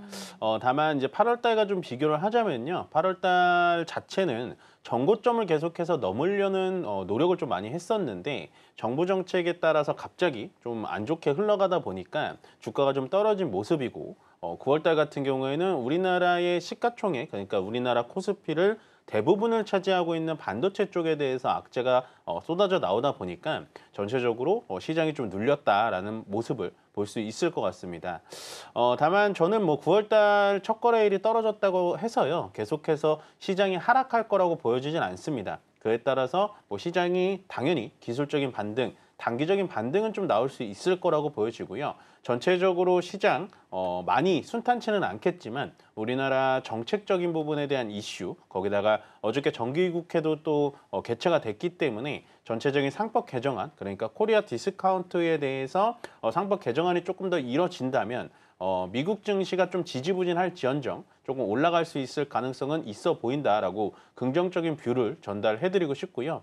결과론적으로 뭐 9월 달에 미국 시장은 계절적으로 좀 안 좋다라는 얘기 정확하게 맞습니다. 왜냐하면 미국의 법인세를 또 제출을 해야 되는 기간이기 때문에 미국 시장은 좋지 않은데요. 하지만 실질적으로 우리가 현실을 좀 보자면 9월 달에 일단은 금리 인하 기조가 또 남아 있습니다. 작년에는 B컷을 했지만 올해는 뭐 베이비컷만 진행을 하더라도요. 여느 때와 달리 9월 달 시장 조금 더 잘 버텨줄 수 있지 않을까라고 약간은 긍정적인 뷰로 시작해 보도록 하겠습니다. 네, 좋습니다. 사실 8월 달에는 말씀해 주신 대로 정부 정책에 대한 리스크로 인해서 좀 불확실성이 깃든 장세였습니다. 우려감으로 인해서 계속 좀 박스권 안에 있었는데요. 9월 달에 어제부터 정기회가 시작이 됐죠. 관련해서 세법 개정안이 좀 확대가 된다면 앞으로의 기대감으로 인해서 상승할 수 있다라는 모멘텀도 있으니까 함께 체크해 보시면 좋겠고요. 또 FOMC 회의가 9월에 있습니다. 실제로 금리 인하에 대해서 확정이 된다면 또 한 번의 주가 흐름에도 반영이 될 수 있으니까요. 함께 체크해 보시면 좋겠습니다. 그렇다면 가장 먼저 좀 짚어볼 섹터, 아무래도 반도체 투톱 점검부터 해봐야 될 것 같습니다. 어제 큰 폭으로 빠졌죠. 삼성전자도 3% 넘게 밀렸고요. SK하이닉스도 4% 넘게 밀리는 현상이 나타났습니다. 두 가지 악재가 나왔기 때문입니다. 일단 알리바바에 대해서도 자체 AI 칩이 제작이 됐다라는 소식이 들려왔고 미국에서도 VU라고 하면서 이제 철회까지 이야기 나오면서 두 가지 악재가 다 반영이 된 모습이었습니다. 그런데 오늘 시장에서는 어제 좀 큰 폭으로 빠져서인지 살짝 반등을 하면서 출발할 것으로 예측이 되고 있는 상황인데요. 이 반도체 투톱, 전문가님 이 어제 상황들 어떻게 좀 바라보고 계셨을까요? 일단은 좀 예기치 않게 주말에 좀 이런 뉴스가 나와서 네. 처음에 주말에 받아들였을 때는 알리바바 AI 칩에 대해 얘기가 나오면서 네. 엔비디아가 3% 빠졌고 거기에 따라서 나스닥도 1%가량 빠지니까 상당히 좀 주말에 좀 걱정을 많이 했었습니다. 그러다가 일요일쯤에는 다시 미국발 뉴스가 또 나왔죠. 중국에 있는 공장에 대해서 미국에 대한 장비 규제가 또 나오기 시작한다라는 부분이 나오면서 아이고 이거 9월 첫째 거래부터 좀 시장은 녹록지 않겠구나라는 예측을 좀 했었습니다. 그에 따라서 하이닉스는 뭐 많이 빠졌고요. 삼성전자는 하이닉스보다 조금 덜 빠졌지만 큰 의미는 없습니다. 누가 더 빠지고 덜 빠지고는 의미가 없이 그만큼 하이닉스는 좀 탄력이 좀 좋은 종목이기 때문에 빠질 때 조금 더 빠져주는 거고요. 삼성전자는 그 전에도 좀 많이 빠져왔기 때문에 어저께 그나마 하이닉스보다는 좀 덜 빠진 흐름이 나타났다라고 보시면 될 것 같습니다. 다만 일단 전체적으로 반도체에 대해서는 썩 좋은 뉴스는 아니에요. 그냥 뭐 앞으로 협상을 잘 해봐야 된다, 앞으로 어떻게 해결을 해봐야 된다, 그런 말은 뭐 누구나 할 수 있겠지만 우리가 봐야 되는 팩트는 뭐냐? 일단은 반도체에 대한 섹터에 대해서 좋지 않은 뉴스는 맞다라는 겁니다. 결국에는 중국의 공장에 대해서 삼성전자의 낸드 플래시가 40% 생산률을 갖고 있고 하이닉스에 대해서는 디램이 40% 생산률을 갖고 있기 때문에 거기에 현재 미국의 시각 장비들이 들어가지 못한다면 앞으로는 조금 고성능 반도체를 만들어낼 수 없을 것 같고요. 다만 이 부분에 대해서는 이 외교적인 부분, 그러니까 정부적인 부분에 대해서 어느 정도 좀 풀을 가능성은 좀 있어 보입니다. 왜냐하면 우리가 트럼프 1기 때도요. 트럼프 1기 때 행정부가 들어오고 나서 중국에 대한 미국 장비 규제를 시작을 했었습니다. 사실은 과거에도 그런 경험이 있었고 바이든 행정부로 넘어오고 나서 그게 이제 규제 완화가 됐죠. 규제 완화가 되면서 다시 한번 장비 반입이 들어갔고요. 지금 TSMC는 이제 규제에서 좀 벗어나서 완벽하게 이제 규제 완화 갱신권을 좀 얻어가면서 TSMC는 규제에 안 들어갔는데 우리도 이 부분에 대해서는 약간 외교적인 부분에서 좀 풀어나가면서 중국에 대한 장비 반입에 아직 120일 동안의 유예 기간이 있으니까 그 기간 동안에 약간 실타래를 잘 풀어가야 되는 그러한 이슈가 아닐까라고 정리를 해드리겠습니다. 네, 이렇게 미국에 지금 장비 관련해서 규제가 생기게 된 건데요. 이러한 이슈로 인해서 지금 투톱이 흔들리긴 했었는데 오늘 다시금 좀 올라와주고 있는 모습입니다. 그러면 이제 주가 차원에서 좀 생각을 해봤을 때 오히려 이렇게 올라왔다면 어제가 좀 기회였나라는 생각도 들고 아니면 이게 지금 오늘의 단기적인 반등인가라는 생각까지 함께 뭐 생각을 해볼 수가 있을 것 같습니다. 앞으로의 주가 추이는 어떻게 예상해 볼 수가 있을까요? 일단은 뭐 이게 지금 제가 2차 전지 때도 한번 말씀을 드렸는데 삼성전자는 특히 지금 추세 자체가 좀 꺾였어요. 그러니까 기술적으로 봤을 때 추세가 꺾였기 때문에 지금은 추가 매수를 성급하게 들어갈 필요는 없는 것 같아요. 미국 시장이 열리고 나서 알리바바 AI 칩에 대해서 어떤 영향이 있는지 좀 우리가 지켜봐야 될 것 같고 거기다 장비 규제에 대해서는 어떻게 외교적으로 좀 풀어가는지 좀 지켜봐야 될 것 같으니까 물론 정말 뭐 실망감이 크실 거는 알고 있습니다. 그렇지만 지금 상태에서 주가가 떨어진다고 해서 급하게 추가 매수, 추격 매수를 들어가는 거는 저는 아니라고 보고요. 지금 장비 규제에 대해서만 제가 말씀을 많이 드렸었는데 결과론적으로 엔비디아를 3% 빠지게 만든 거는 중국의 알리바바에서 만든 AI 칩입니다. AI 칩이라는 건요. 모든 정보를 학습하는 학습형이 있고 그 학습을 한 거를 말로써 풀어내는 추론형 AI 칩이 있습니다. 근데 이 알리바바에서 만든 건 추론형 AI 칩이에요. 추론형 AI 칩은 학습형 AI 칩보다 시장 규모가 10배는 넓습니다. 그렇기 때문에 현재 엔비디아 환경에 계속해서 HBM을 납품하고 있는 우리나라 입장에서는 이 중국의 알리바바 AI 칩에 대해서는 굉장히 좀 우리가 눈여겨봐야 될 것 같고요. 계속해서 경계감을 유지를 하셔야 될 것 같고 앞으로 그렇다고 해서 반도체 종목들이 좀 안 좋을 것이냐라는 거에 대해서는 제가 그렇게 말씀드리는 게 아니라 현재는 반도체에 대해서 어느 정도 충격 여파는 좀 있을 수 있으니까 지금은 장마철입니다. 반도체가 장마철이에요. 그렇기 때문에 지금은 약간은 비를 좀 피해가면서 처마 밑에서 비를 좀 피해가면서 반도체 쪽에 대해서 자리를 어떻게 잡아가는지 좀 지켜봐야 된다라고 정리를 해드리겠습니다. 네, 지금 엔비디아에 계속 납품하고 있는 우리나라 기업 안에서는 아무래도 좀 우려되는 상황이다라고 분석을 해주셨습니다. 장마철로 비유해 주셨는데요. 지금은 처마 아래서 조금은 피해야 될 상황이 아닌가라는 코멘트 주셨으니까 함께 참고를 해보시면 좋을 것 같고요.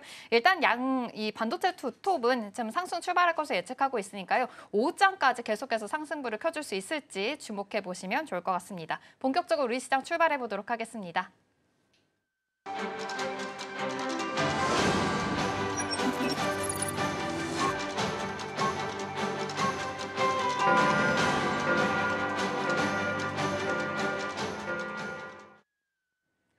9월 2일 화요일 우리 시장 본격적으로 출발해 보도록 하겠습니다. 일단 뉴욕에선 노동절로 인해서 휴장이었죠. 하지만 그 전 거래일을 분석해 봤을 때 필라델피아 반도체 지수도 3% 밀렸고요. 엔비디아 또한 계속해서 밀리는 현상이 나타났습니다. 아무래도 이 중국발 또 미국발 관련해서 반도체 관련된 기술주 중심으로 좀 낙폭이 있었던 만큼 함께 체크를 해보시면 좋을 것 같고요. 어제 우리 시장에서도 이러한 이슈가 더 깃들어졌습니다. 전반적인 투심이 좀 악화가 됐다라는 점까지 함께 체크를 해보시면 좋겠습니다. 그렇다면 오늘 우리 시장에서는 어떠한 모습으로 출발하게 될지 살펴보겠습니다. 오늘 양시장은 상승 출발합니다. 코스피가 0.4% 상승하면서 3,155포인트 선 지나가고 있고요. 코스닥은 0.63% 상승 출발합니다. 789포인트 지나가고 있습니다. 그렇다면 시가총액 상위 종목 코스피 1위부터 5위 살펴보겠습니다. 역시 반도체 투톱은 오늘 상승불 켜주고 있습니다. 삼성전자 0.44% 상승하면서 68,100원 선 지나가고 있고요. SK하이닉스 0.59% 상승하고 있습니다. 25만 7천 원 선 지나가고 있는데요. 그럼에도 불구하고 지금 삼성전자 7만 전자가 좀 깨진 모습이고 SK하이닉스도 26만 닉스가 깨졌습니다.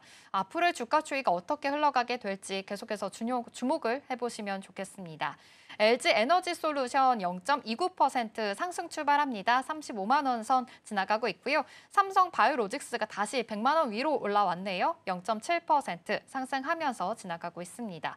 하나 에어로스페이스 어제 이어서 오늘도 좀 같이 탄력 받아가고 있습니다. 방산주 쪽으로 전시회가 있는 모습이죠. 이제 폴란드에서 이제 현지 시간 2일부터 본격적으로 개최가 되는 예정인데요. 동유럽 최대 방산 전시회가 열리게 됩니다. 이러한 모멘텀으로 인해서 어제도 상승하면서 출발했었는데 오늘도 2.5% 상승 출발하고 있습니다. 그렇다면 코스닥 시가총액 상위 종목 1위부터 5위 살펴보겠습니다. 네, 어제 이어서 오늘도 알테오젠 기대감으로 인해서 상승하고 있는 흐름입니다. 1% 가까운 상승 흐름 나타나주고 있는데요. 일단 코스피에 대한 이전 상장에 대한 기대감도 있는 상황이고 지속적으로 좀 기술 수출에 대한 기대감도 함께 깃든 모습으로 체크가 되고 있습니다.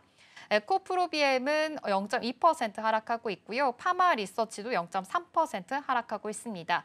이 밖에 펩트론이 어제 좀 하락을 좀 했었는데 오늘은 2% 반등을 하면서 다시금 좀 상승불 켜주고 있습니다. 함께 체크해 보시면 좋겠습니다. 아침 상황이지만 수급도 한번 체크해 볼까요? 외국인과 기관, 코스피, 코스닥, 양시장 지금 아직은 매도이 보이고 있는 모습으로 체크가 되고 있습니다. 하지만 선물 시장에서는 지금 외국인들이 매수이 보이고 있다는 점이 특징적인데요. 함께 체크해 보시면 좋겠습니다. 전문가님과 함께 오늘 시장 이야기 나눠보겠습니다. 아침 상황 어제 좀 낙폭이 좀 있어서 그럴까요? 네. 오늘은 상승불 켜주면서 시작을 했는데요. 일단 선물 시장에서 외국인들이 좀 많이 사고 있네요. 이 점 어떻게 바라보고 있을까요? 저도 수급을 좀 보고 있었는데 현물에서는 별로 포지션이 없어 보이지만 네. 선물 쪽에서는 좀 강하게 좀 들어오고 있고 또 옵션 시장에서 콜옵션이라고 하는 네. 상방 배팅에서 외국인들이 한 2,300계약 정도 들어오는 걸 보니까 오늘 시장은 오후장까지도 좀 강한 기조가 좀 이어질 것 같다라는 예측을 좀 해볼 수가 있을 것 같습니다. 네. 다만 제가 좀 아쉬운 부분은 뭐냐면 요즘에 수급의 특징상 외국인들이 선물과 옵션 플레이, 그러니까 전체적인 지수를 추정하는 뭐 이쪽에 대한 수급만 좀 들어올 뿐 실질적으로 우리가 사고 파는 주식에 대해서는 많은 거래 대금이 들어오지 않는다라는 겁니다. 이 말인즉슨 뭐냐면 한국 시장이 매력이 없어서 외국인들이 안 들어온다라는 얘기보다는 아직도 제가 봤을 때는 외국인들은 미국의 금리 인하에 대해서 좀 눈치 보기 장세가 이어지는 것 같고요. 거기에 따라서 어느덧 현재 원화가 좀 약세가 많이 이뤄지고 있죠. 그만큼 달러 인덱스는 좀 떨어지고는 있습니다만 우리나라 원화가 어느덧 원달러 환율이 1,400원 가까이 좀 올라간 게 외국인들한테는 좀 부담인 것 같다라고 정리를 해드리고 싶습니다. 정말 다행인 건 어저께 시장이 좀 좋지 않은 분위기로 많이 떨어졌다가 오늘은 이제 급상승하는 분위기로 좀 돌아서 나가고 있는데요. 오늘은 전체적으로 떨어지는 종목보다는 올라가는 종목들이 좀 많다라고 보시면 될 것 같습니다. 물론 어저께 그 반도체 투톱이 떨어진 것만큼 오늘 회복을 해주진 않습니다만 요즘 시장 특징이 뭐냐면 삼성전자와 SK하이닉스가 떨어진 것만큼 지수가 많이 빠지진 않는다라는 거예요. 냉철하게 보자면 어저께 하이닉스가 4% 가까이 빠졌고 삼성전자가 2% 가까이 빠졌지만 지수는 1% 빠졌고요. 오늘은 지수가 3,150포인트를 단숨에 회복을 해주면서 제가 항상 강조드린 박스권 하단에 3,150포인트를 오늘 한 번에 회복을 해주는 모습 굉장히 좀 좋아 보인다라고 정리를 해드리고 싶고요. 마지막으로 코스피 200 종목 중에서 좀 특징을 좀 보자면 어저께에 이어서 오늘 조선주와 조선기자재 쪽이 괜찮은 흐름을 나타내고 있습니다.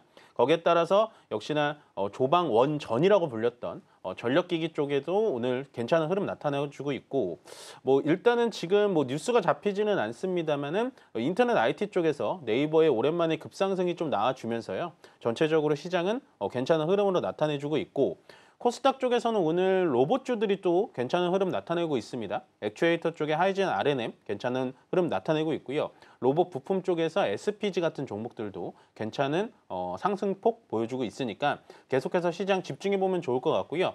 일단은 현재 오후장까지는 좀 지켜봐야겠지만 어저께 떨어진 것만큼 시장을 좀 회복을 해줘서 9월 달에는 좀 긍정적인 흐름으로 진행이 될 수도 있겠다라고 정리를 해드리겠습니다. 네, 어제는 좀 우려가 됐지만 오늘은 그래도 긍정적인 모멘텀으로 시작이 되고 있습니다.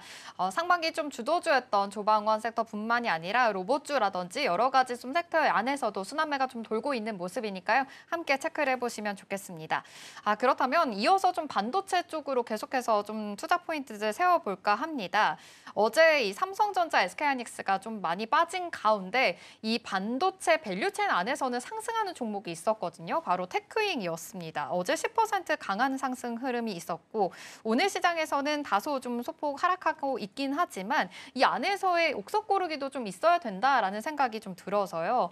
어제 사실 좀 악재로 봤었던 거는 전공정 쪽인 것 같은데 네. 테크잉은 사실 후공정 부분이잖아요. 이 안에서 옥석 고르기가 좀 필요해 보일까요? 어제 좀 수혜가 있기도 했었습니다. 어떻게 바라보면 좋을까요? 일단은 테크잉만 어저께 좀 올라감에 그나마 좀 다행이었다라는 생각이 좀 들고 방금 앵커님께서 얘기했다시피 미국 장비에 대체적으로 글로벌 회사들은 식각 장비 그러니까 네. 전공정 장비에 조금 모여 있거든요. 그래서 아마도 테크잉이라는 회사 자체는 HBM의 후공정이다 보니까 네. 크게 피해가 없을 거다라고 했고 일단 기술적으로 보더라도 바닥에서 많이 올라오기도 했었어요. 25,000원짜리에서 뭐 3만 원을 넘어가게 올라갔으니까 괜찮았는데 저는 뭐 계속 많이 말씀을 드렸지만 현재 뭐 삼성전자와 SK하이닉스를 보셔도 되지만 제가 봤을 때는 반도체 장비 쪽에 대해서 여러분들 많이 관심을 좀 가지셨으면 좋겠습니다. 현재 반도체 장비를 투자함에 있어서 어떤 식으로 보셔야 되냐면 삼성전자가 현재 타일러 파운드리 공장에 대해서 1구역부터 4구역까지 있는데 현재 1구역만 좀 완성이 된 상태예요. 근데 지금 테슬라라는 고객사를 잡았고 거기다가 뭐 이미지 센싱 쪽이긴 합니다만 애플이라는 고객사를 잡듯이 현재 파운드리 공장에 대해서 아마도 투자 계획을 앞으로 펼칠 거란 말입니다. 그렇게 된다면 파운드리 공장을 세우려면 일단 장비사들이 먼저 들어와야 돼요. 근데 장비주들을 여러분들 투자하실 때 조심해야 될 부분은 뭐냐면 현재 장비주들이 주가도 굉장히 좋지 않고 실적도 생각보다 나빠요.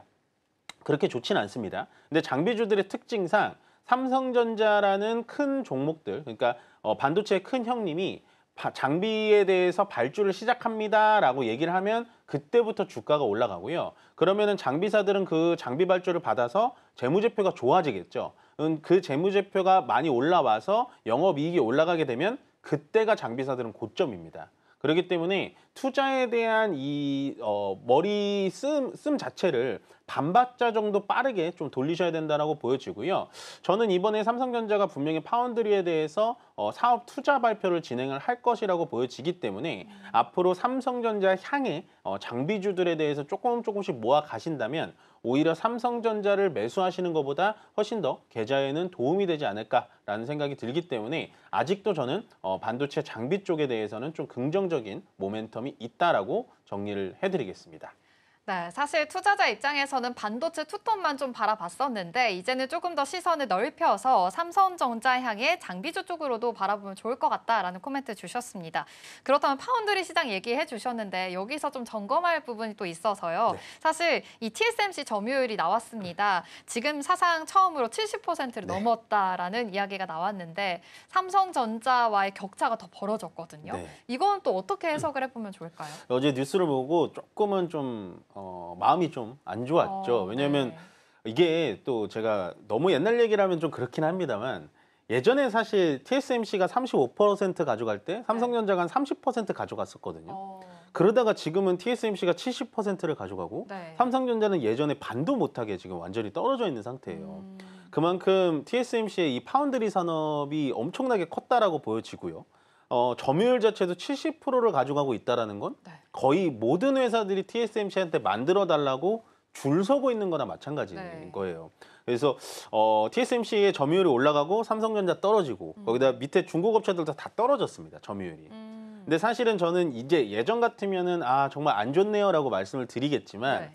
이제는 삼성전자도 저점이 다 왔구나라고 저는 생각을 해요. 오히려. 네, 왜냐하면 지표를 조금 더 자세히 보시면요, 여러분들. 점유율은 삼성전자가 떨어졌지만 파운드리의 매출은 올라갔습니다. 물론 AI 칩에 대해서 TSMC가 다 가져가면서 TSMC도 매출도 늘어나고 점유율도 확 늘어났지만 삼성전자가 예전 같으면 점유율도 빠지면서 파운드리 매출도 빠졌거든요. 근데 이게 보다 보니까 삼성전자가 모바일도 많이 팔았고, 그러니까 휴대폰도 많이 팔았고, 거기다가 닌텐도 스위치 2라는 게임기가 좀 지금 불티나게 팔리고 있죠. 거기에 따른 파운드리도 좀 많이 팔리면서 삼성전자가 점유율은 줄어들었지만 매출액은 늘었다라는 사실을 여러분들 꼭 가져가셨으면 좋겠고요. 그렇기 때문에 삼성전자는 아마도 이번에는 전영현 사장을 필두로 해가지고 파운드리 산업에 대해서 분명히 좀 조직 있고 짜임새 있게 TSMC를 좀 공략할 수 있다라고 보여지고요. 물론 현재 현실은 TSMC가 70%를 가져가면서 정말 거대 공룡이 됐지만 저는 주식 투자자인 입장에서는 오히려 이제는 삼성전자한테 조금 더 뺏어 먹을 땅이 더 있다라고 역발상으로 가져가는 그런 투자의 전환점이 될 수 있지 않을까라고 조심스럽게 예측을 해보겠습니다. 네, 사실 TSMC의 점유율이 좀 확대가 되고 삼성전자가 줄어들면서 좀 우려되는 부분이 있었는데 오히려 저점일 수 있다라는 해석을 해주셨고요. 그래도 지금은 매출 자체로 봤을 땐 굉장히 늘어나고 있는 시점입니다. 이전까지 함께 체크해 보시면서 함께 투자 포인트들 세워보시면 좋겠습니다. 그렇다면 다음으로는 반도체 짚어봤으니까 자동차 쪽으로도 한번 짚어보려고 합니다. 어제 수출 데이터가 나왔거든요. 이 자동차 수출이 역대 최대치를 기록을 했습니다. 하지만 이 대미 수출 부분에선 조금은 우려가 되고 있는 부분은 있습니다. 그런데 어제 현대차, 기아 오랜만에 그래도 좀 빨간불을 켜주고 있는 모습이었거든요. 앞으로의 주가 추이 사실은 좀 계속 지지부진하게 이렇게 지나갔잖아요. 네. 어떻게 해석을 해보면 좋을까요? 되게 잘하고 있는 거죠. 그래요? 네, 그러니까 미국, 우리나라의 자동차 수출액의 절반이 북미향이에요. 미국향인데 그 미국향을 지금 좀 떨어뜨려 놓더라도 유럽이랑 동남아시아, 중동 쪽에 자동차를 잘 팔고 있는 겁니다. 그만큼 현대기아차라는 브랜드가 굉장히 좀 세계적인 브랜드가 됐다라고 보여지고요. 네. 정말 방어를 잘했다라고 생각이 들 정도로 어제 수출 데이터가 조금 걱정이 됐었는데 저는 괜찮다라고 보여집니다. 그 말인즉슨 제가 현대차, 기아차를 항상 설명드릴 때 주가가 더 빠질래야 빠질 수도 없습니다라고 표현을 드렸다시피 관세에 대해서 아직 15%로 협의를 받지만 아직까지도 미국 내에서는 현재 25% 관세를 착취하고 있습니다. 그만큼 자동차 값을 오히려 미국에다가 조금 올리고 있기는 합니다만은 어느 정도 관세가 좀 절충안이 나오고 15%가 확정이 내진다면 추가적으로 북미에서 가격은 좀 올릴 수는 있겠지만 저는 판매량이 조금 더 돌아올 거라는 생각이 좀 들고요. 다만 한편으로 걱정되는 건 뭐냐면 유럽 자동차라든지 일본 자동차도 미국에 들어가는 관세 때문에 조금 축소가 되다 보니까 유럽이라든지 동남아시아 시장에서 약간은 경쟁 구도가 또 좀 살벌하게 일어날 수 있지 않을까라는 생각이 듭니다. 그렇지만 현대기아차의 가장 강점이 뭐냐면요. 일단은 고배당주예요. 배당을 많이 주는 종목이기 때문에 아마도 9월 달도 박스권, 그다음에 10월 달 우리가 추석이 지나고 나서 좀 방향성이 없다 보면 고배당주에 대한 매력들이 굉장히 어필이 많이 될 겁니다. 그렇기 때문에 현대기아차는 현재 저는 주가에 대해서도 상당히 저점이 내려왔기 때문에 매력이 있다라고 보여지고요. 더군다나 이번 수출 데이터에서도 확인했다시피 현대기아차는 여전히 자동차를 내수 시장뿐만이 아니라 해외 시장에서도 잘 팔고 있다. 그들의 실력에 대해서는 의심할 여지가 없다라고 정리를 해드리고 싶습니다. 네, 좋습니다. 완성차 쪽으로 아무래도 좀 매력 포인트가 바로 고배당주라는 점 기억하시면 좋을 것 같고요. 대미 수출이 좀 부진했는데도 불구하고 그래도 다른 나라에서는 수출에 대한 이 최대치를 찍었다라는 점에서 긍정적으로 해석을 해주셨으니까요. 함께 체크해 보시면 좋을 것 같습니다. 그렇다면 스타 포인트는 여기서 마무리하도록 할게요. SSTV 이민 전문가와 함께했습니다. 고맙습니다. 네, 고맙습니다.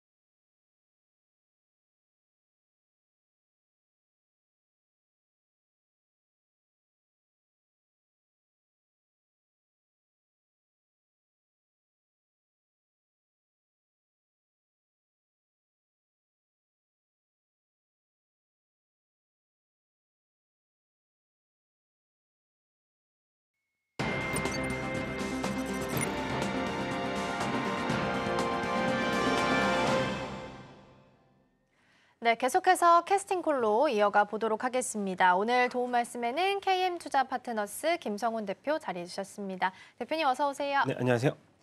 네, 다행히 어제 좀 하락하고 오늘은 만회하려는 움직임이 나타나고 있습니다. 코스피에서 외국인 기관 소폭이지만 좀 매수로 들어오고 있고 코스닥은 반대로 외국인 기관 모두 쌍끌이 매도 중입니다. 다만 선물 쪽에선 3천 계약 넘게 좀 들어오고 있는 분위기는 나타나고 있는데 어제 개장 분위기보다 훨씬 좀 나아진 것 같긴 하거든요. 어떻게 해석을 좀 해볼까요? 네, 일단 되게 중요한 자리였거든요. 3,150선 근처에만 가면은 외국인들의 저가 매수세가 굉장히 일률적으로 들어왔었기 맞아요. 때문에 오늘도 이제 3,150선 언저리쯤에서 외국인들이 한 5일 연속 매도하고 이틀 매수하고 또 5일 연속 매도 이런 흐름들이 좀 지속이 됐기 때문에 오늘 굉장히 저는 중요한 흐름에서 일단 외국인들이 현물로는 매수가 아직은 좀 나타나고 있지 않지만은 선물 쪽으로는 일단 강력한 매수세가 나타나고 있다는 점. 다만 코스닥 시장이 좀 걱정이긴 합니다. 사실 61선을 어제 좀 강하게 이탈을 하면서 그나마 코스닥 대형주 차트는 알트오젠을 중심으로 해서 지지력은 좀 강했지만 네. 그래도 전반적으로 봤을 때는 코스닥의 자리가 뭐 오늘 내일 있어서 61선을 좀 빠르게 리커버리 하면은 그래도 걱정이 좀 덜한 흐름이지만 아직까지는 뭐 강력한 개선세는 좀 보이고 있지 않다는 점.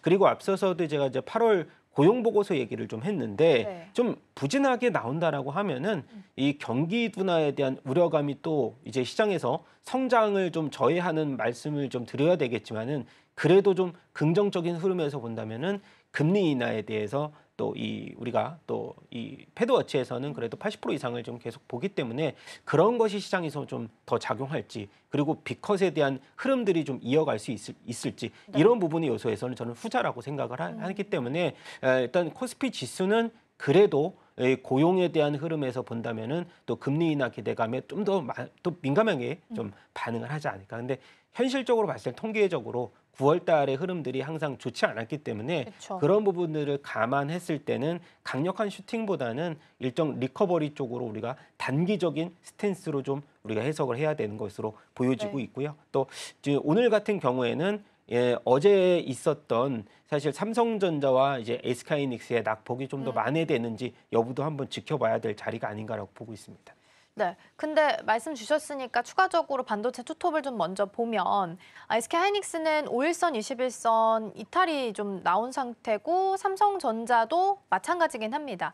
그래서 어제 있었던 VEU 이슈를 아마 타고 좀 어제 낙폭을 보였던 거고 오늘 다행히 만회를 하고 있긴 합니다만 어제 빠진 거에 대한 그냥 데드캣 바운스 정도라면 일단 이 구간에서는 단기적으로 조정은 좀 피할 수 없다라고 판단을 좀 해야 되는 걸까요?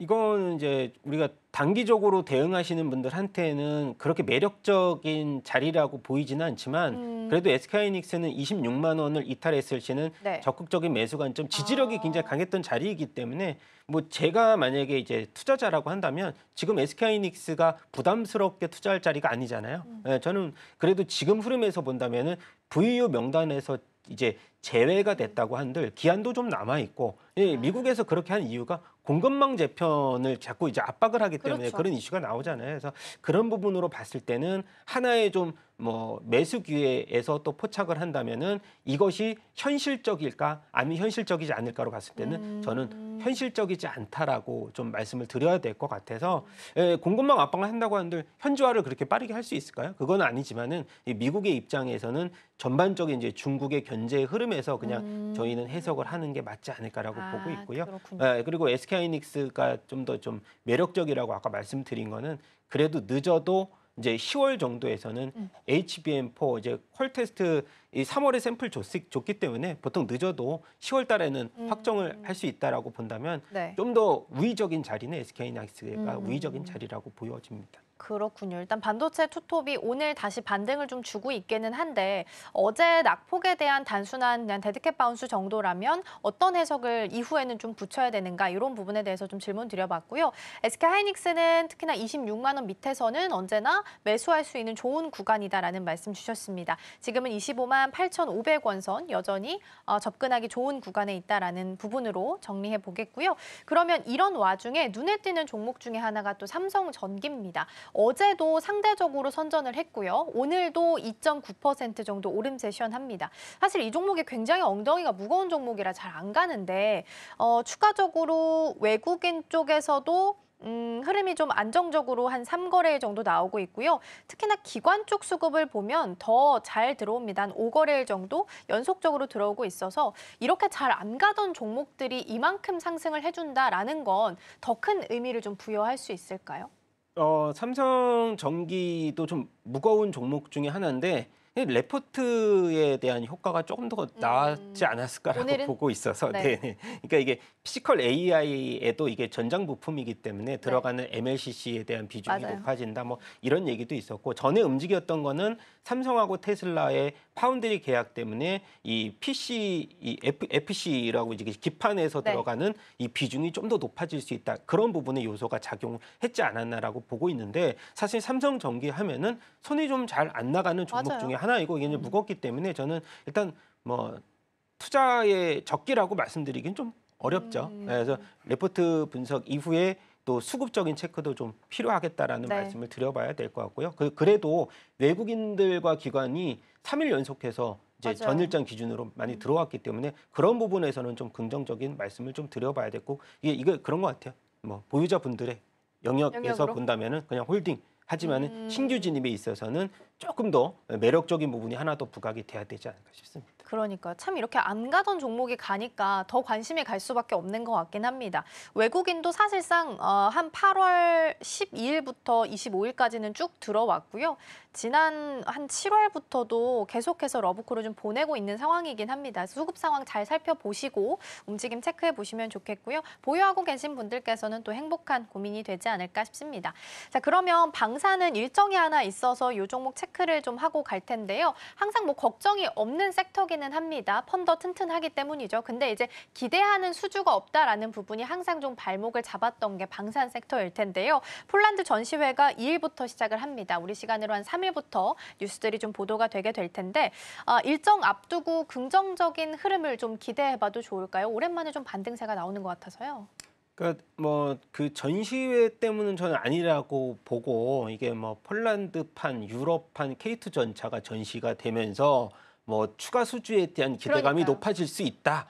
이것은 사실 좀 방산주를 올리기에는 굉장히 좀 부족한 또 이벤트가 아닌가라고 보고 있는데 저에 대한 이벤트의 좀 핵심은 뭐냐면 사실 이제 조선주도 MRO 중심, 군함 중심으로 좀 많이 올랐잖아요. 그쵸. 이게 뭐 HJ 중공업도 사실 지금 보니까 뭐 2만 원대를 구가하는 돌파를 보여줬고 범한 퓨어셀 같은 경우도 이 캐나다 군함 수주도 있지만은 핵심은 9월 3일 날 있을 중국의 이제 열병식 네. 때문에 미국의 이런 군사력에 대한 압박감 이것들이 우리나라 관련된 수주로 이어지지 않을까라는 그런 이 플로우가 좀 계속 연결이 되는 것 같고요. 네. 지금 보면은 푸틴 같은 경우도 지금 정상회담을 계속 하고 있잖아요. 뭐 인도를 비롯해서 튀르키예, 그다음에 이란까지 반미 이 국에 대해서 지금 정상회담을 계속 갖고 있는 것은 이제 우리가 돌려서 말하면은 미국에 대해서 반미 기대감들이 좀 높아지면서 우리나라 같은 경우는 그러면 방산 거기에서 또 이 군함 관련된 매출에 대한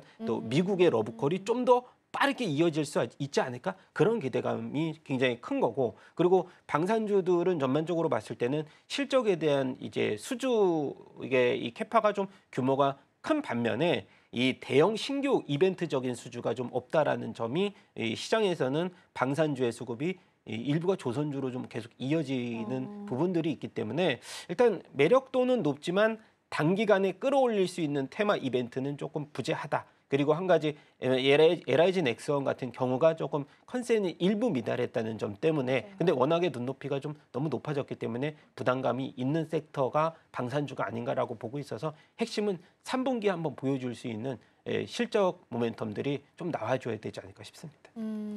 그렇다면 아직까지는 시간을 갖고 좀 지켜볼 필요는 있겠다라는 말씀으로 정리를 좀 해보도록 하겠습니다. 자, 그럼 이어서 오늘 주목해 볼 만한 테마들도 함께 하나씩 좀 점검을 해보도록 하겠습니다. 첫 번째 테마 열어보면요. 일단은 보안 쪽 준비를 했습니다.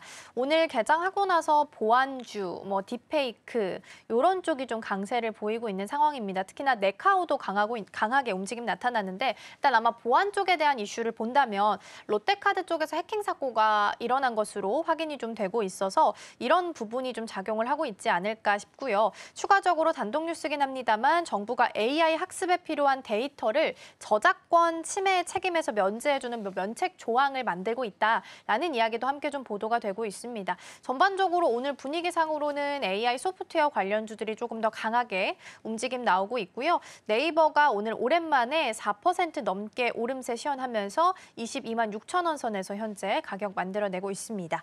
자, 두 번째 함께 열어볼게요. 두 번째는 로봇입니다. 이쪽도 원래는 이제 연속성을 기대하기가 좀 어려운 섹터 중에 하나였는데 오랜만에 한 1주 이상 정도 추가적으로 상승세를 좀 시연을 해주고 있는 것 같습니다. 오늘도 지금 관련해서 살펴보시면 로봇 관련주들이 오름세 시연하고 있고요. 가장 눈에 띄는 건 사실 현대모백스입니다. 24% 오름세, TSR 로보틱스가 9%, 하이젠 R&M도 7%대 강세 보이면서 움직임 현재 체크되고 있어서 이쪽에서는 어떤 전략을 세우면 좋을지, 추가적으로 상승 기대해봐도 좋을지 이야기 나눠보겠고요. 마지막 열어보시죠.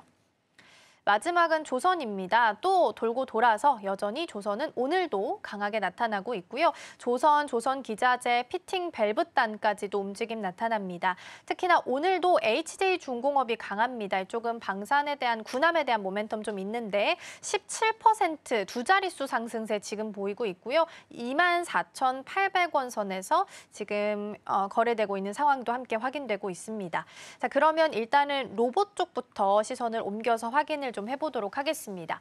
노란봉투법 통과 이슈가 나오면서부터 추가적으로 뭐 그룹 액션이 나오는 상황입니다. 근데 2차 전지를 돌이켜서 보면요. 6월이나 7월에 잠깐 반등 줬을 때 뭐 잠깐 반등 주고 말겠지 했는데 지금 저점부터 많이 올라와 있는 상태잖아요. 그러면 로봇주도 조정을 그만큼 많이 받았으니까 2차 전지처럼 저점에서 훅 올라올 수 있는 부분까지 기대할 수 있을까요? 네, 뭐 지금 보면은 이제 제가 아까 첫 번째 키워드로 보안을 말씀해 주셨다가 AI로 잠깐 가셨잖아요. 네, 네이버나 카카오도 오늘 네. 반등을 줬는데 일단 정부에서는 내년에 GPU를 이제 1.5만 장 이제 구축하겠다라고 하면서 예산을 23조 확정을 한 뉴스가 나왔기 때문에 그래서 반등을 하지 않았을까라고 보고 있어서 네. 근데 이런 AI 종목들이 또 올라가면 또 연결이 되니까 피지컬 AI까지도 연결이 자연스럽게 되잖아요. 그런 부분에서 본다면 지금은 노란봉투법 이슈가 이제 로봇 관련된 이제 종목들에 대해서 전반적으로 이제 로봇 관련주들이 다 같이 올라가는 건 아니고 휴머노이드가 조금 약한 반면에 감속기나 액추에이터와 이 국산화 내재화가 좀 진행되고 그러네요. 있는 로봇주들 그리고 자동화가 좀 진행되고 있는 로봇들이 좀 강세를 얻었고 그다음에 현대차 그룹 쪽에서 이제 보스턴 다미나믹스가 연결이 된 또 뭐 클로봇이라든가 이런 종목들도 좀 강세를 보였다라는 점이 우리가 핵심 요소로 로봇주들에 부각이 되고 있는데 사실 저런 건 있습니다. 지금 이 로봇주들 가운데에서 좀 쉬고 있는 레인보우 로보틱스가 그러니까요. 수급이 조금 안 좋다. 그러니까 어찌 보면은 대장 역할을 하는 종목이 이제 레인보우에서 로보티즈로 조금 바뀌어 나갔다가 로보티즈가 이런 상승세를 좀 찬물을 끼얹는 유상증자를 이제 발표를 하면서 상대적으로 로봇주들의 이제 실적 발표 전까지죠. 강세를 좀 장기간 랠리를 보일 수 있다라는 모멘텀이 이벤트가 살짝은 좀 사라졌다는 점도 좀 우려스럽지만 그래도 레인보우 로보틱스에 대해서 이벤트를 제가 찾아봤더니 네. 10월 달에 신사옥 세종공장 완공이 되거든요.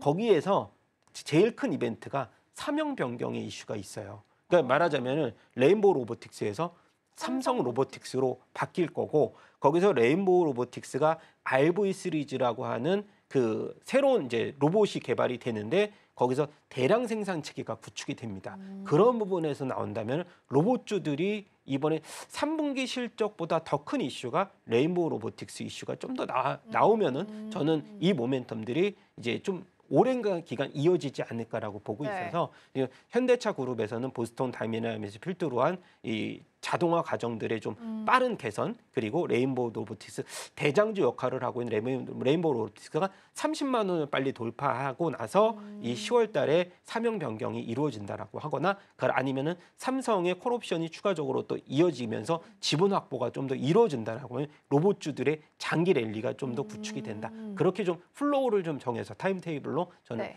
좀 더 강력한 시세가 좀 나올 수 있는 쪽을 레인보우 로보틱스로 한번 잡아보고 싶다는 말씀 드려보고 싶습니다. 그럼 대표님, 저희가 지금 지수가 뭐 그렇게 크게 강한 건 아닌데도 불구하고 상대적으로 로봇주가 방어해주거나 혹은 강세를 좀 보이고 있는 상황이라서 지금 10월 정도 말씀을 주셨는데 한 달 정도 남아있는 상황이고 9월은 계절적으로 좀 약세장이라고 하잖아요. 그러면 로봇주 또한 일단은 잠깐은 한 번은 끊어주고 가야 되는 걸까요? 아니면 계속 그냥 끌고 가도 괜찮아요? 그러니까 많이 오른 상승폭이 좀 컸던 종목들이 몇 개 있잖아요. 어저께 같은 경우 KNR 시스템이 이 서버 밸브 국산에 성공했다는 뉴스 때문에 막 상한가를 기록하고 근데 상대적으로 제가 이제 언급했던 종목들 가운데에서는 그렇게 큰 시세를 나지 않았던 그러니까 로봇주 가운데서도 지금 보니까는 차별화 흐름들이 좀 보이고 있어요. 그래서 부담스러운 종목들을 보유하고 있으신 분들은 뭐 그냥 바이앤홀드도 상관은 없지만 신규 진입은 그럼 자제를 하는 게 낫겠죠. 그다음에 우리가 핵심 요소로 말씀드렸던 아까 레인보우라든가 일부 좀 뭐 LG가 지분을 투자하고 있는데 좀 주가가 그렇게 크게 못 올랐다거나 그런 종목들은 일단 저점에서 좀 눌림목이 있을 때 매수하고 기다렸다가 반등 시 매도하는 전략도 좀 유효하다고 보는데 다만 레인보우는 그래도 장기적인 전략을 플랜을 짜도 되는 종목 아닌가라고 보고 있고 27년도 밸류에이션 PER은 20배 정도로 향후 조금 기간은 있지만은 저는 중간 이 가격대에서 좀 보유한다라고 하면은 밸류에이션도 지금 매력적인 구간이 아닌가라고 보고 있습니다. 네, 레인보우 로보틱스에 그래도 긍정적인 점수 주셨고요. 그리고 장기적인 관점 좀 필요하다라는 코멘트 주셨습니다. 자, 그럼 오늘도 돌고 돌아서 다시 조선 쪽에서 시선을 좀 옮겨서 이야기 나눠보도록 하겠습니다. 오늘은 좀 다른 각도로 이야기를 해볼게요. 일단 미국 행정부가 인텔 지분 취득 이슈는 이미 나왔던 바고 그 다음 타겟으로 조선업계에 대한 이야기가 좀 나오기도 했었거든요. 근데 만약에 그렇게 된다면 마스카 프로젝트를 지금 하고 있는 와중에 조선업계에는 어떤 영향을 주게 될지 시나리오는 어떻게 펼쳐가야 되는 거예요? 뭐 사실 이 미국에서 이제 조선업에 대한 지분 투자에 대해서 언급한다는 것만으로도 조선주에는 굉장히 좋은 좀 이슈가 된다고 저는 보고 있는데 그러니까 삼성전자 지분 투자한다고 미국에서도 했을 때도 사실 지금 한 1.5% 정도이긴 했지만 그 비중이 시가총액 대비해서 비중이 근데 전반적인 시각 그 발표했을 때 삼성전자가 빠졌느냐 그건 아니거든요. 지분을 우리가 미국에서 가져간다고 해서 이것이 의결권으로 이어지는 이슈는 좀 아닐 거고 그리고 제일 중요한 거는 얼마에 줄 거냐가 되게 중요했거든요. 그리고 엑시트 기간이 좀 길 거냐 이것뿐이지. 근데 미국에서 가져갔을 때는 저는 그래도 지분에 대해서 미국이 본인이 갖고 있을 때 이것을 악재로서 이벤트로 계속 흐름을 이어가지는 않을 거거든요. 사실 갖고 있는 자기가 손이 이제 팔이 안으로 굽는다라는 말씀을 좀 드려봐야 될 건데 조선주 같은 경우는 그런 부분에서 봤을 때는 이러한 이게 실제로 이행이 됐을 때는 그렇게 큰 악재라고 보기는 어렵고 저는 호재로서 반영할 수 있는 가능성이 굉장히 크다. 그리고 우리나라의 조선업에 대해서 굉장히 좋은 또 어느 정도의 인사이트가 있었지 않았을까라고 보고 있습니다. 네, 지분 투자를 언급해 주는 것만으로도 조선주한테는 또 다른 모멘텀으로서 큰 호재로 작용할 수 있겠다라는 말씀을 주셨습니다. 그리고 여전히 조선 그리고 조선 기자재 잘 갈 때 눈에 띄는 쪽 중에 하나가 피팅 밸브 쪽입니다. 오늘도 하이로코리아, 한선 엔지니어링, 태광 같은 종목들 일단 상승세 지금 켜져 있는 상황인데요. LNG 관련해서 이걸 엮어서 생각을 해야 될지 일단 궁금하고 그 조인트벤처 설립 이야기는 이미 나온 상태기는 한데 시세도 유지하고 있어서 이쪽에 대한 사업성이 좀 떨어진다 하더라도 일단 시장에서 이렇게 반응이 나와준다면 긍정적으로 좀 바라봐 줘야 될까요? 이 오늘의 상승은요. 젤란스키가 상승을 해줬어요. 젤란스키가? 왜냐하면 네. 지금 아까도 제가 이제 그 열병식 열병식. 얘기를 했잖아요. 워낙 이제 수도를 러시아가 파상 공세로 나오면서 네. 젤란스키가 어떤 말을 했냐면 러시아에서 지금 이어지는 가스관을 제재 그냥 중단하겠다라고 오늘 얘기가 나왔거든요. 네. 그래서 지금 가스관 종목들이 네. 대체적으로 상승을 한 거기 때문에 근데 오늘 상승에 있어서는 저는 전반적인 흐름은 뭐 내일장까지도 충분히 이어질 수 있다라고 보고 이게 네. 굉장히 큰 이슈잖아요. 그 러시아 그렇죠. 가스전을 막는다는 것 자체가 그래서 반사 수익을 보는 종목들이 지금 오늘 상승을 했던 거고 일단 그냥 조선주로만 생각한다면 오늘 강세는 엑스텍스 엔진이라든가 이제 펀더멘탈이 강한 데다가 거기에 또 아까 말씀드렸던 캐나다 군함과 관련된 연결고리가 좀 이 방산과 연결고리가 있고 네. 조선하고 같이 갈 수 있는 종목들이 굉장히 큰 강세를 보이고 있다는 점 거기에 또 뭐 제가 이제 기자재 쪽에서는 뭐 상장한 지 얼마 안 된 또 에센시스라든가 그다음에 뭐 본행제 관련 업종이라든가 그리고 또 하나 좀 넓혀서 본다면 오늘 포스코 인터내셔널도 2%대 강세를 나타내고 있다는 점도 조선 기자재나 아니면은 가스전 관련주들이 네. 강세를 보이고 있다는 점이 그런 시각에서 우리가 반등을 보여주고 있다라고 해석을 할 수가 있을 것 같아요. 네. 그렇군요. 일단은 피팅 밸브 쪽에 대한 오늘 상승 배경을 다시 한번 좀 짚어주신 상황이고요.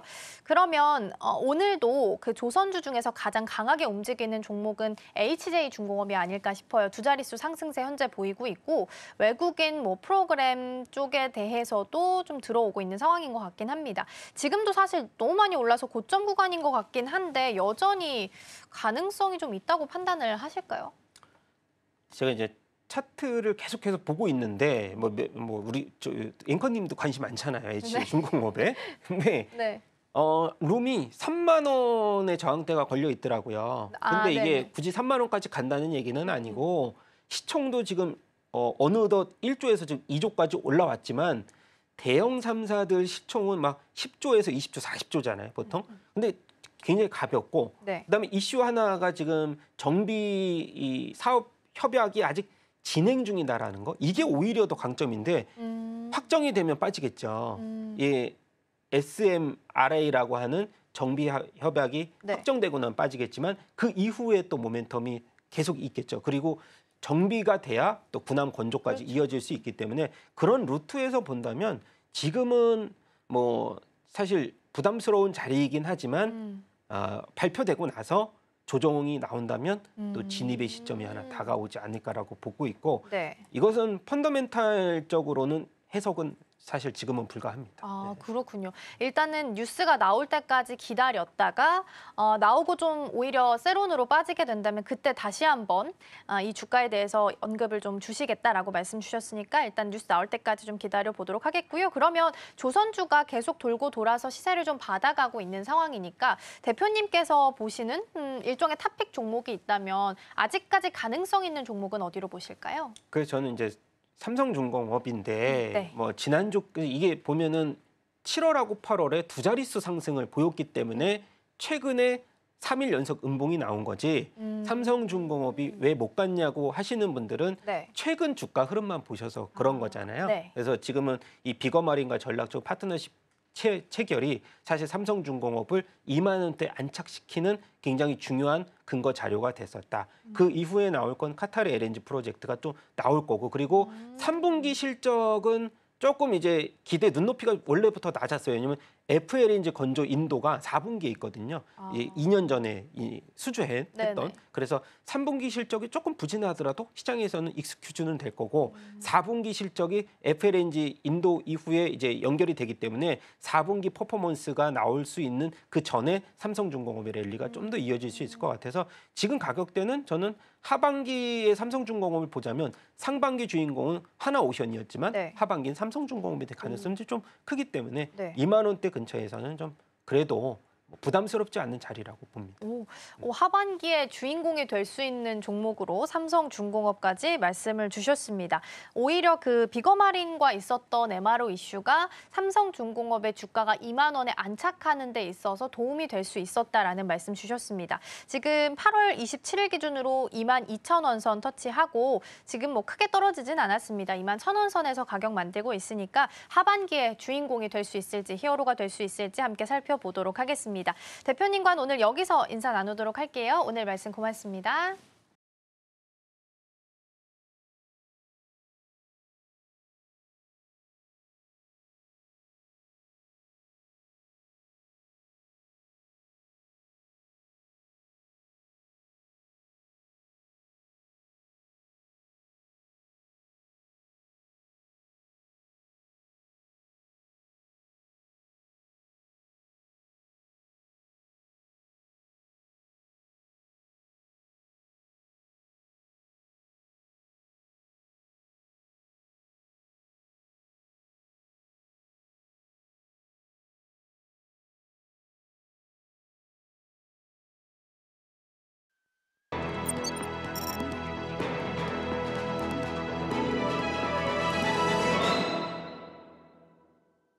네, 댓글 답해주는 아나운서 코너로 이어가 보도록 하겠습니다. 김민 앵커 나와 계십니다. 어서 오세요. 안녕하세요.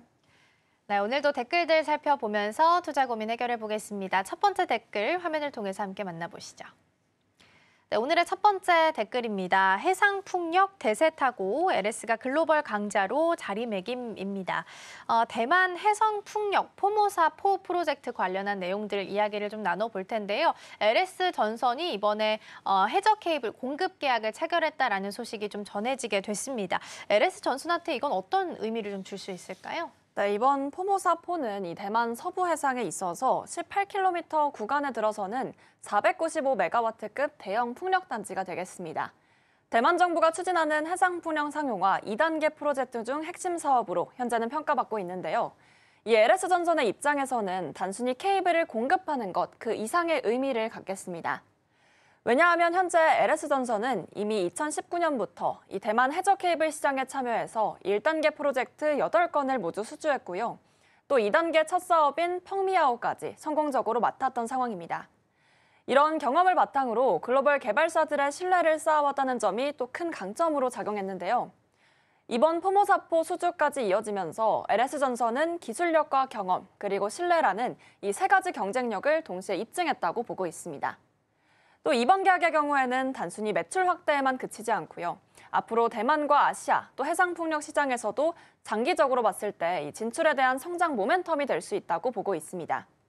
프로젝트 수행 능력이 입증이 된 만큼 이 글로벌 개발사들과의 추가 협력의 가능성도 높이고 또 LS전선의 미래 성장 전략에도 앞으로 중요한 발판이 될 것으로 보입니다. 네, LS전선의 수주 소식 좀 짚어보고 있는 상황입니다. 일단 비상장사이기 때문에 관련해서 오늘은 전선주 다른 종목들이 좀 오름세를 시연을 하고 있어서 개장 초반에 좀 강하게 움직임 나타났다가 지금은 좀 윗골이 달리면서 내려오는 종목들이 훨씬 더 많이 보이고 있기는 합니다. 그러면 LS전선 자체만 놓고 봤을 때는 장기적으로 성장 가능성은 어떻게 보고 있을까요? 먼저 대만 시장의 경우에는 이 해상풍력의 경우를 국가적인 전략까지도 넓혀서 보고 있습니다. 2025년까지 5.7기가와트, 그리고 2035년까지 추가 15기가와트를 확보해서 총 20기가와트 이상 조성을 목표로 하고 있는 상황인데요. 이를 위해서 필요한 해저 케이블 자재와 또 시공의 규모는 5조 원 이상으로 추정이 됩니다. LS전선에게는 이 단순한 계약 이상의 장기적인 기회가 열리는 셈이다. 이렇게 또 시장은 평가하고 있고요. 특히나 이 해저 케이블 설계와 제작 설치까지 이 원스톱 솔루션을 한 번에 제공할 수 있는 기술력을 갖추고 있기 때문에 경쟁사 대비해서는 우위를 점할 수 있습니다. 여기에 이미 1단계 펑미아오와 이 프로젝트를 통해 실적과 경험을 인증받았고 또 글로벌 개발사들과의 협력까지 두루 갖추면서 국제적인 신뢰도도 확보한 상황입니다. 그렇기 때문에 결국 이번 포모사포 수주로 인해 이 LS전선은 단기적인 매출 확대를 넘어 이 해상풍력 분야에서 또 성장 동력과 글로벌 리더십까지 강화하게 될 것으로 보입니다. 앞으로 대만을 넘어 또 아시아와 유럽 등 이 해외 진출에 대해서도 탄탄한 발판을 마련할 것으로 평가받고 있습니다. 네, 특히나 이번 프로젝트를 두고서 10회 연속 수주를 달성한 거기 때문에 특히나 더 의미를 좀 부여할 수 있지 않을까 싶고요. LS 전선 대신에 다른 전선 주주 중 움직임 나타났다가 지금은 좀 떨어지고 있습니다. 그나마 대원 전선이 좀 버텨주고 있기는 한데 다시 약보합세로 좀 돌아섰네요. 전반적으로 오늘 음봉이 좀 짙다라는 부분도 함께 챙겨보시면 좋겠습니다. 자, 그럼 이어서 두 번째 댓글 확인해 보시죠. 네, 오늘의 두 번째 댓글입니다. 중국 빠지니 포스코가 왕좌의 안내라는 댓글이고요. 포스코 인터랑 관련된 내용 점검해 보겠습니다. 전기차 북미 업체로부터 지금 구동 모터 코어 수주를 했다라는 소식이 전달이 됐거든요. 이 내용은 어떤 부분들일까요? 먼저 이 구동 모터 코어라는 게 전기차의 심장이다라고 이야기가 나오고 있는데요. 배터리에 저장된 전기를 실제 바퀴를 굴리는 동력으로 바꿔주는 장치이기 때문에 안정성과 효율성이 그 핵심입니다. 그런데 문제는 이 부품에 들어가는 연구 자석이 히토류를 써야 하는데 전 세계 공급량의 90% 이상을 중국이 쥐고 있는 것으로 또 파악이 됩니다. 완성차 업체 입장에서는 늘 불안할 수밖에 없었는데요. 그런데 이 포스코 인터내셔널이 이번에 눈에 띈 이유는 이걸 정면 돌파했기 때문입니다. 북미와 호주, 또 그리고 아시아 업체랑 협력해서 중국산을 쓰지 않는 공급망을 만들었고 또 실제로 지금까지 8,500톤을 확보한 상황입니다. 그렇기 때문에 글로벌 전기차 기업들의 신뢰를 얻었고 결국 북미 최대 전기차 업체와 장기 계약까지 이어진 겁니다. 네, 히토류 같은 경우에는 정제하는 데 있어서 환경 오염을 굉장히 많이 유발한다고 합니다. 그래서 보통은 선진국에서는 잘 하지 않게 되고 그러다 보니까 이 모든 공급망 자체를 중국이 좀 좌지우지하는 흔들고 있는 상황이라서 중국 쪽 입장에서는 불리한 상황에 처해지면 가장 먼저 꺼내드는 카드로 히토류 카드를 이야기를 좀 하고 있는 상황입니다. 그래서 핵심으로 본다면 탈중국 공급망에 대한 부분으로 확인을 할 수 있을 텐데 앞으로의 파급력은 어느 정도로 좀 보고 있을까요? 파급력 자체로 영향이 꽤 클 것으로 파악하고 있습니다. 최근 이 미중 갈등에 대해서 계속해서 심화되는 상황 속에서 이 제조업 전반적으로 공급망 불안에 시달리고 있는 상황인데요. 특히나 전기차 쪽은 이 시장이 워낙 빠르게 또 크다 보니까 안정적으로 앞으로 부품을 조달할 수 있냐, 이 여부에 대한 것이 곧 경쟁력이 될 것으로 보입니다. 포스코 인터내셔널은 이미 또 현대차 유럽향, 또 미국 조지아 메타플랜트향 계약을 따내면서 글로벌 무대를 넓혀왔고요. 또 여기에 빅플레이어까지 잡으면서 사실상 글로벌 탑티어 완성차 업체들과 함께 삼각축을 완성한 모습이 그려지고 있습니다. 그리고 여기에 더해서 내년부터는 아예 중국산을 배제한 연구자석 생산 체계가 돌아가게 되는데요. 이게 구체적으로 본격화가 된다면 이 글로벌 EV 업체 입장에서는 포스코는 믿고 갈 만한 파트너, 이렇게 보는 분위기가 또 이어지고 있습니다. 그렇기 때문에 이번 계약은 단순히 몇천억 원의 수주로 끝나는 것이 아니라 앞으로 이 전 세계의 또 전기차 공급망 재편 과정에서 한국 기업이 중심에 설 수 있다. 이런 사례로도 또 평가가 받고 있습니다.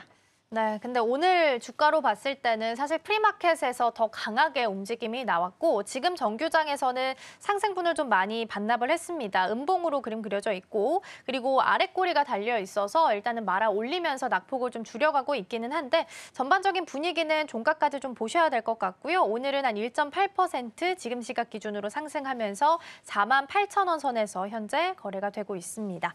자, 이렇게 해서 댓글 답해주는 아나운서 코너는 여기서 마치도록 하겠습니다. 오늘 말씀 고맙습니다.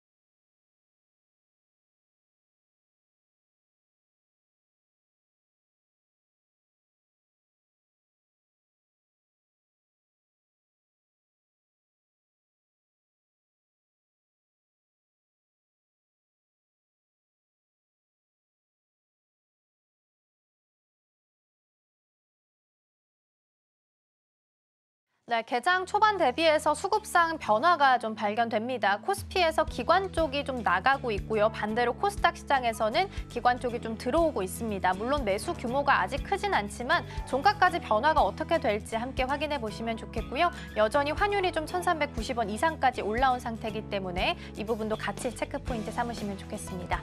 저희가 방송 중에 제공해드린 정보는 투자 판단을 위한 조언일 뿐 해당 종목의 가치와 수익률은 보장하지 않습니다. 저희는 내일 더 다양한 소식 준비해서 돌아오겠습니다. 시청해주신 여러분 고맙습니다.